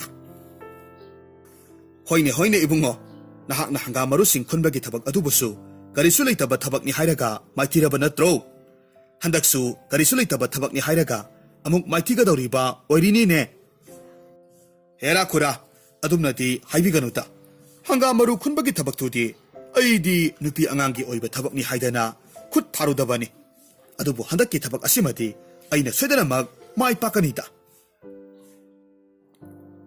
ꯃꯁꯤꯗꯒꯤꯗꯤ ꯑꯍꯜꯗꯨꯅ ꯁꯦꯜꯌꯦꯛ ꯑꯅꯤꯗꯨ ꯄꯨꯈ꯭ꯔꯤꯗ ꯍꯨꯟꯊꯈ꯭ꯔꯦ ꯑꯗꯨꯒ ꯃꯍꯥꯛꯇꯤ ꯏꯃꯨꯡꯗ ꯑꯗꯨꯃꯛ ꯆꯪꯈ꯭ꯔꯦ ꯍꯟꯗꯛꯇꯤ ꯇꯦꯝꯕꯗꯨ ꯆꯥꯡꯌꯦꯡꯗꯨ ꯃꯥꯏ ꯄꯥꯛꯇꯕ ꯌꯥꯗꯦ ꯍꯥꯏꯕꯒꯤ ꯃꯇꯥꯒꯨꯝ ꯃꯇꯝ ꯑꯃꯠꯇ ꯃꯥꯡꯍꯟꯕ ꯇꯧꯗꯅ ꯊꯨꯅꯃꯛ ꯄꯨꯈ꯭ꯔꯤꯗꯨꯗ ꯆꯣꯡꯊꯈ꯭ꯔꯦ ꯑꯗꯨꯒ ꯁꯦꯜꯌꯦꯛ ꯑꯅꯤꯗꯨꯕꯨ ꯀꯣꯏꯊꯤ ꯊꯤꯕ ꯍꯧꯔꯝꯃꯤ ꯑꯗꯨꯕꯨ ꯂꯥꯏꯕꯛꯅ ꯊꯤꯔꯤꯕꯁꯨ ꯄꯨꯡ ꯑꯃ ꯆꯨꯞꯄ ꯑꯃ ꯀꯣꯏꯊꯤ ꯊꯤꯔꯕꯁꯨ ꯁꯦꯜꯌꯦꯛ ꯑꯅꯤꯗꯨꯗꯤ ꯃꯍꯥꯛꯅ ꯐꯪꯕꯗꯤ ꯉꯝꯈꯤꯗ꯭ꯔꯦ ꯃꯔꯝ ꯑꯁꯤꯅ ꯇꯦꯝꯕꯗꯨ ꯍꯟꯗꯛꯁꯨ ꯃꯥꯏꯊꯤꯔꯝꯃꯤ ꯃꯁꯤꯗꯒꯤ ꯌꯥꯏꯃꯆꯧꯅ ꯇꯦꯝꯕꯗ ꯑꯃꯨꯛ ꯍꯥꯏꯔꯝꯃꯤ ꯏꯕꯨꯡꯉꯣ ꯆꯥꯡꯌꯦꯡ ꯑꯅꯤꯁꯨꯕꯁꯤꯁꯨ ꯅꯍꯥꯛ ꯃꯥꯏꯊꯤꯔꯗꯅ ꯑꯗꯨꯕꯨꯅꯦ ꯑꯩꯅ ꯅꯪꯉꯣꯟꯗ ꯑꯍꯨꯝꯁꯨꯕ ꯆꯥꯡꯌꯦꯡꯁꯦ ꯃꯁꯤꯁꯨ ꯅꯔꯥꯏꯕꯛ ꯌꯦꯡꯖꯅꯕꯒꯤ ꯈꯨꯗꯣꯡꯆꯥꯕꯗꯣ ꯄꯤꯕꯤꯔꯒꯦ ꯐꯔꯦ ꯐꯔꯦ ꯏꯃꯨꯡꯗ ꯆꯪꯂꯛꯎ ꯑꯩꯒ ꯄꯨꯟꯅ ꯆꯪꯃꯤꯟꯅꯔꯁꯤ ꯃꯁꯤꯗꯒꯤ ꯃꯈꯣꯏ ꯑꯅꯤꯃꯛ ꯏꯃꯨꯡꯗ ꯆꯪꯃꯤꯟꯅꯔꯛꯂꯝꯃꯤ ꯃꯈꯣꯏꯅ ꯍꯦꯛ ꯆꯪꯂꯛꯄꯒꯗꯤ ꯏꯃꯨꯡꯒꯤ ꯂꯝꯌꯥꯏ ꯑꯗꯨꯃꯛꯇꯗ ꯃꯣꯔꯥ ꯑꯍꯨꯝꯈꯛ ꯊꯥꯔꯒ ꯂꯩꯔꯝꯃꯤ ꯑꯗꯨꯒ ꯃꯣꯔꯥꯗꯨꯒꯤ ꯃꯊꯛꯇꯅ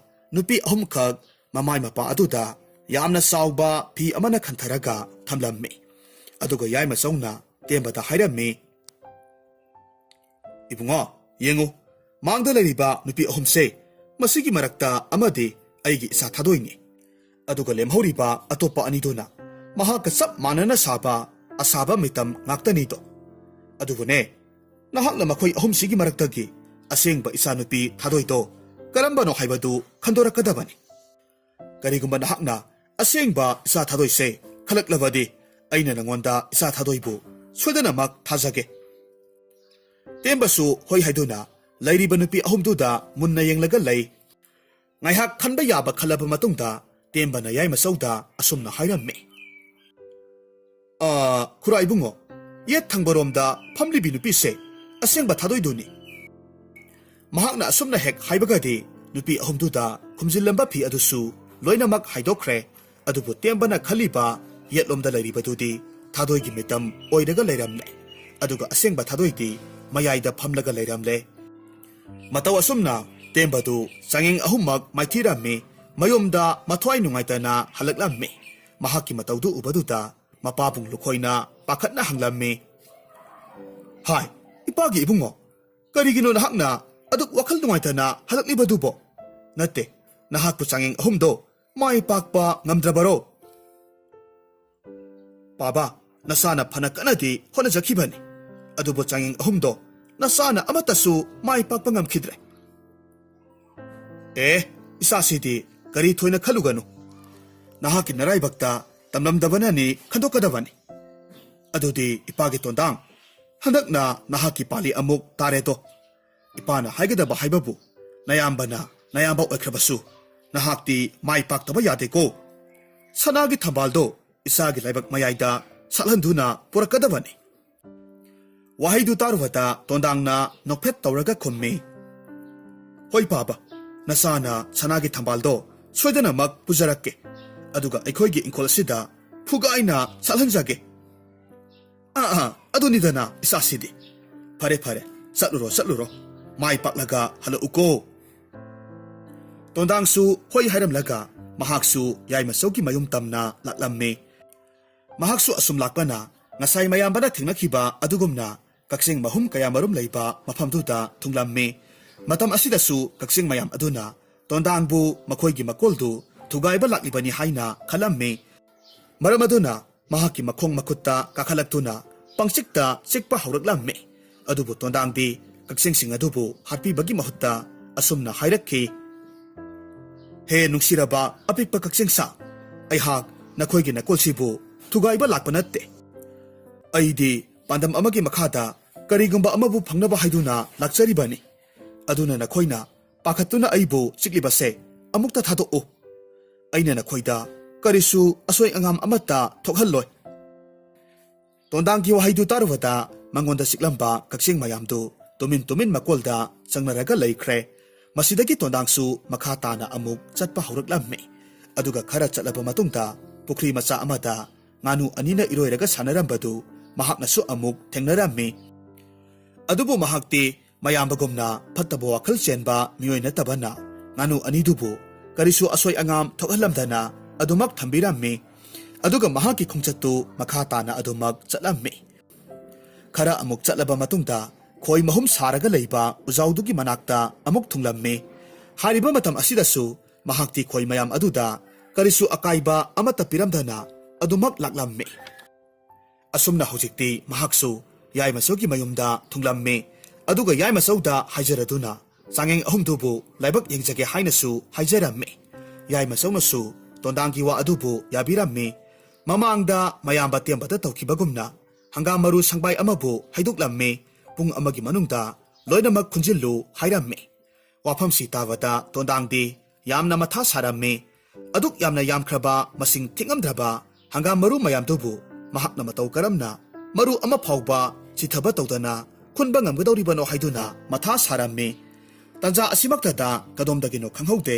ꯌꯥꯝꯈ꯭ꯔꯕ ꯀꯛꯆꯤꯡ ꯀꯌꯥꯃꯔꯨꯝ ꯇꯣꯟꯗꯥꯡꯒꯤ ꯃꯅꯥꯛ ꯑꯗꯨꯗ ꯂꯥꯛꯂꯝꯃꯤ꯫ ꯑꯗꯨꯒ ꯇꯣꯟꯗꯥꯡꯗ ꯍꯥꯏꯔꯛꯈꯤ, ꯍꯦ ꯊꯧꯖꯥꯜ ꯍꯩꯔꯕ ꯃꯔꯨꯞ, ꯅꯍꯥꯛꯅ ꯑꯩꯈꯣꯏꯒꯤ ꯏꯀꯣꯜꯕꯨ ꯊꯨꯒꯥꯏꯗꯅ ꯆꯠꯈꯤꯕꯒꯤꯗꯃꯛ ꯅꯍꯥꯛꯄꯨ ꯍꯥꯏꯅꯤꯡꯉꯥꯏ ꯂꯩꯇꯅ ꯊꯥꯒꯠꯆꯔꯤ꯫ ꯅꯍꯥꯛꯀꯤ ꯊꯧꯖꯥꯜ ꯍꯩꯕ ꯅꯇꯧ ꯑꯗꯨꯒꯤ ꯃꯍꯩ ꯑꯣꯏꯅ ꯍꯪꯒꯥꯝ ꯃꯔꯨ ꯃꯌꯥꯝꯁꯦ ꯀꯛꯆꯤꯡ ꯑꯩꯈꯣꯏ ꯃꯌꯥꯝꯅ ꯂꯣꯏꯅꯃꯛ ꯈꯨꯟꯒꯠꯄꯤꯔꯝꯂꯒꯦ꯫ ꯑꯁꯨꯝꯅ ꯍꯥꯏꯗꯨꯅ ꯍꯪꯒꯥꯝ ꯃꯔꯨ ꯃꯌꯥꯝꯗꯨ ꯑꯃꯠꯇ ꯆꯤꯊꯗꯅ ꯈꯨꯟꯒꯠꯄꯤꯔꯝꯃꯤ꯫ ꯃꯇꯧ ꯑꯗꯨꯗ ꯇꯣꯟꯗꯥꯡꯁꯨ ꯀꯛꯆꯤꯡ ꯃꯌꯥꯝ ꯑꯗꯨꯗ ꯌꯥꯝꯅ ꯍꯔꯥꯎꯅ ꯊꯥꯒꯠ ꯋꯥꯍꯩ ꯀꯌꯥꯃꯔꯨꯝ ꯍꯥꯏꯔꯝꯃꯤ꯫ ꯃꯁꯤꯗꯒꯤꯗꯤ ꯀꯛꯆꯤꯡ ꯃꯌꯥꯝ ꯑꯗꯨꯁꯨ ꯑꯃꯨꯛ ꯍꯟꯈ꯭ꯔꯦ꯫ ꯑꯗꯨꯒ ꯄꯨꯡ ꯑꯃꯒꯤ ꯃꯇꯝ ꯑꯗꯨꯁꯨ ꯃꯄꯨꯡ ꯐꯥꯔꯗꯨꯅ ꯌꯥꯏꯃꯆꯧꯗꯨ ꯃꯄꯥꯟꯗ ꯊꯣꯔꯛꯂꯝꯃꯤ꯫ ꯇꯣꯟꯗꯥꯡꯅ ꯍꯪꯒꯥꯝ ꯃꯔꯨ ꯃꯌꯥꯝꯗꯨ ꯂꯣꯏꯅꯃꯛ ꯈꯨꯟꯒꯠꯂꯝꯕꯗꯨꯗ ꯌꯥꯏꯃꯆꯧꯗꯨ ꯌꯥꯝꯅ ꯍꯔꯥꯎꯅ ꯍꯥꯏꯔꯛꯈꯤ,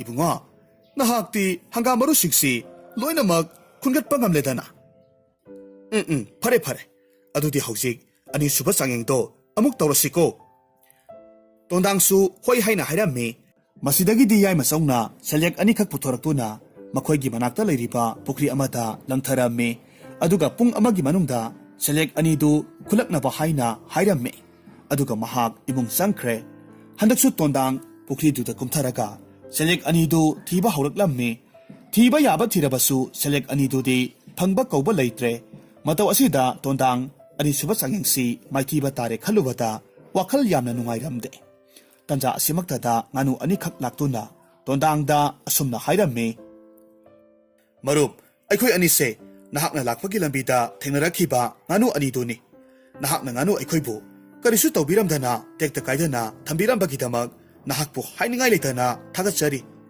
ꯑꯗꯨꯒ ꯃꯔꯨꯞ, ꯅꯍꯥꯛꯀꯤ ꯂꯥꯟꯖꯗꯕ, ꯃꯤꯉꯣꯟꯗ ꯀꯥꯏꯖꯗꯕ ꯅꯇꯧ ꯑꯗꯨꯒꯤ ꯃꯅꯥ ꯑꯣꯏꯅ ꯄꯨꯈ꯭ꯔꯤ ꯃꯅꯨꯡꯗ ꯊꯥꯗꯈꯤꯕ ꯁꯦꯜꯌꯦꯛ ꯑꯅꯤꯗꯣ ꯑꯩꯈꯣꯏꯅ ꯊꯤꯗꯨꯅ ꯅꯪꯉꯣꯟꯗ ꯁꯤꯟꯅꯔꯒꯦ꯫ ꯑꯁꯨꯝꯅ ꯍꯥꯏꯗꯨꯅ ꯉꯥꯅꯨ ꯑꯅꯤꯗꯨꯅ ꯄꯨꯈ꯭ꯔꯤꯗꯨꯗꯒꯤ ꯁꯦꯜꯌꯦꯛ ꯑꯅꯤꯗꯨ ꯈꯨꯟꯕꯤꯔꯝꯃꯤ꯫ ꯑꯗꯨꯒ ꯇꯣꯟꯗꯥꯡꯗ ꯄꯤꯔꯝꯂꯒ ꯆꯠꯈ꯭ꯔꯦ꯫ ꯇꯣꯟꯗꯥꯡꯅꯁꯨ ꯉꯥꯅꯨ ꯑꯅꯤꯗꯨꯕꯨ ꯌꯥꯝꯅ ꯅꯨꯡꯁꯤꯅ ꯁꯣꯟꯖꯔꯒ ꯂꯩꯍꯧꯔꯝꯃꯤ꯫ ꯉꯥꯏꯍꯥꯛꯀꯤ ꯃꯇꯨꯡꯗꯗꯤ ꯌꯥꯏꯃꯆꯧꯁꯨ ꯃꯄꯥꯟꯗ ꯊꯣꯔꯛꯂꯝꯃꯤ꯫ ꯑꯗꯨꯒ ꯍꯟꯗꯛꯁꯨ ꯇꯣꯟꯗꯥꯡꯅ ꯆꯥꯡꯌꯦꯡꯗꯨ ꯃꯥꯏ ꯄꯥꯛꯂꯒ ꯂꯩꯔꯝꯕꯗꯨꯗ ꯌꯥꯝꯅ ꯍꯔꯥꯎꯔꯝꯃꯤ꯫ ꯃꯁꯤꯗꯒꯤ ꯃꯈꯥ ꯇꯥꯅ ꯑꯍꯨꯝꯁꯨꯕ ꯆꯥꯡꯌꯦꯡꯗꯨ ꯄꯥꯡꯊꯣꯛꯅꯕꯒꯤꯗꯃꯛ ꯇꯣꯟꯗꯥꯡꯒ ꯌꯥꯏꯃꯆꯧꯒꯗꯨ ꯄꯨꯟꯅ ꯏꯃꯨꯡꯗ ꯆꯪꯃꯤꯟꯅꯔꯛꯂꯝꯃꯤ꯫ ꯃꯃꯥꯡꯗ ꯇꯧꯈꯤꯕꯒꯨꯝꯅ ꯍꯟꯗꯛꯁꯨ ꯂꯝꯌꯥꯏ ꯀꯥ ꯑꯗꯨꯗ ꯅꯨꯄꯤ ꯑꯍꯨꯝꯈꯛ ꯐꯤꯅ ꯀꯨꯞꯁꯤꯜꯂꯒ ꯐꯝꯍꯜꯂꯒ ꯂꯩꯔꯝꯕꯗꯨ ꯇꯣꯟꯗꯥꯡꯅ ꯊꯦꯡꯅꯔꯝꯃꯤ꯫ ꯃꯁꯤꯗꯒꯤ ꯌꯥꯏꯃꯆꯧꯅ ꯅꯨꯄꯤ ꯑꯍꯨꯝꯗꯨꯒꯤ ꯃꯔꯛꯇꯒꯤ ꯑꯁꯦꯡꯕ ꯊꯥꯗꯣꯏꯗꯨ ꯈꯟꯅꯕ ꯍꯥꯏꯔꯝꯃꯤ꯫ ꯑꯗꯨꯒ ꯃꯍꯥꯛ ꯑꯇꯣꯞꯄ ꯀꯥ ꯑꯃꯗ ꯆꯪꯂꯒ ꯂꯩꯈ꯭ꯔꯦ꯫ ꯍꯥꯏꯔꯤꯕ ꯃꯇꯝ ꯑꯁꯤꯃꯛꯇꯗ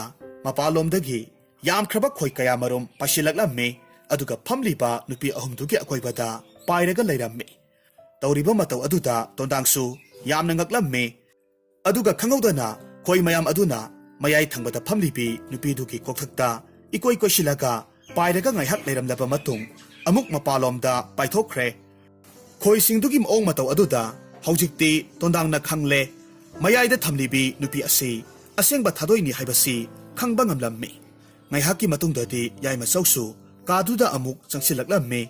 Masanupidu khannaba hairakhi. Tondangnasu asengba thadoidu mayai ithang thangna phamlibi nupi asini haina khalammi. Asumna ahumsuba changing asibusu tondangna mai pakpa ngamlammi. Aduga hainakibagi matung inna Yaimachawna tondangda mahaki masanupi thadoi amadi mahaki leijariba maral mathum pumnamak piduna saungna luhongbirammi. Matau asumna hojikti tondang amadi thadoi makhoi anidu yamna nungaina hingminnarammi. Aduga yamkhraba maral mathum mayam aduna tondanggi imungsu awat apa leitaba laikaiduda khwaidagi ina khunba imung ama oiduna nungaina pankhi.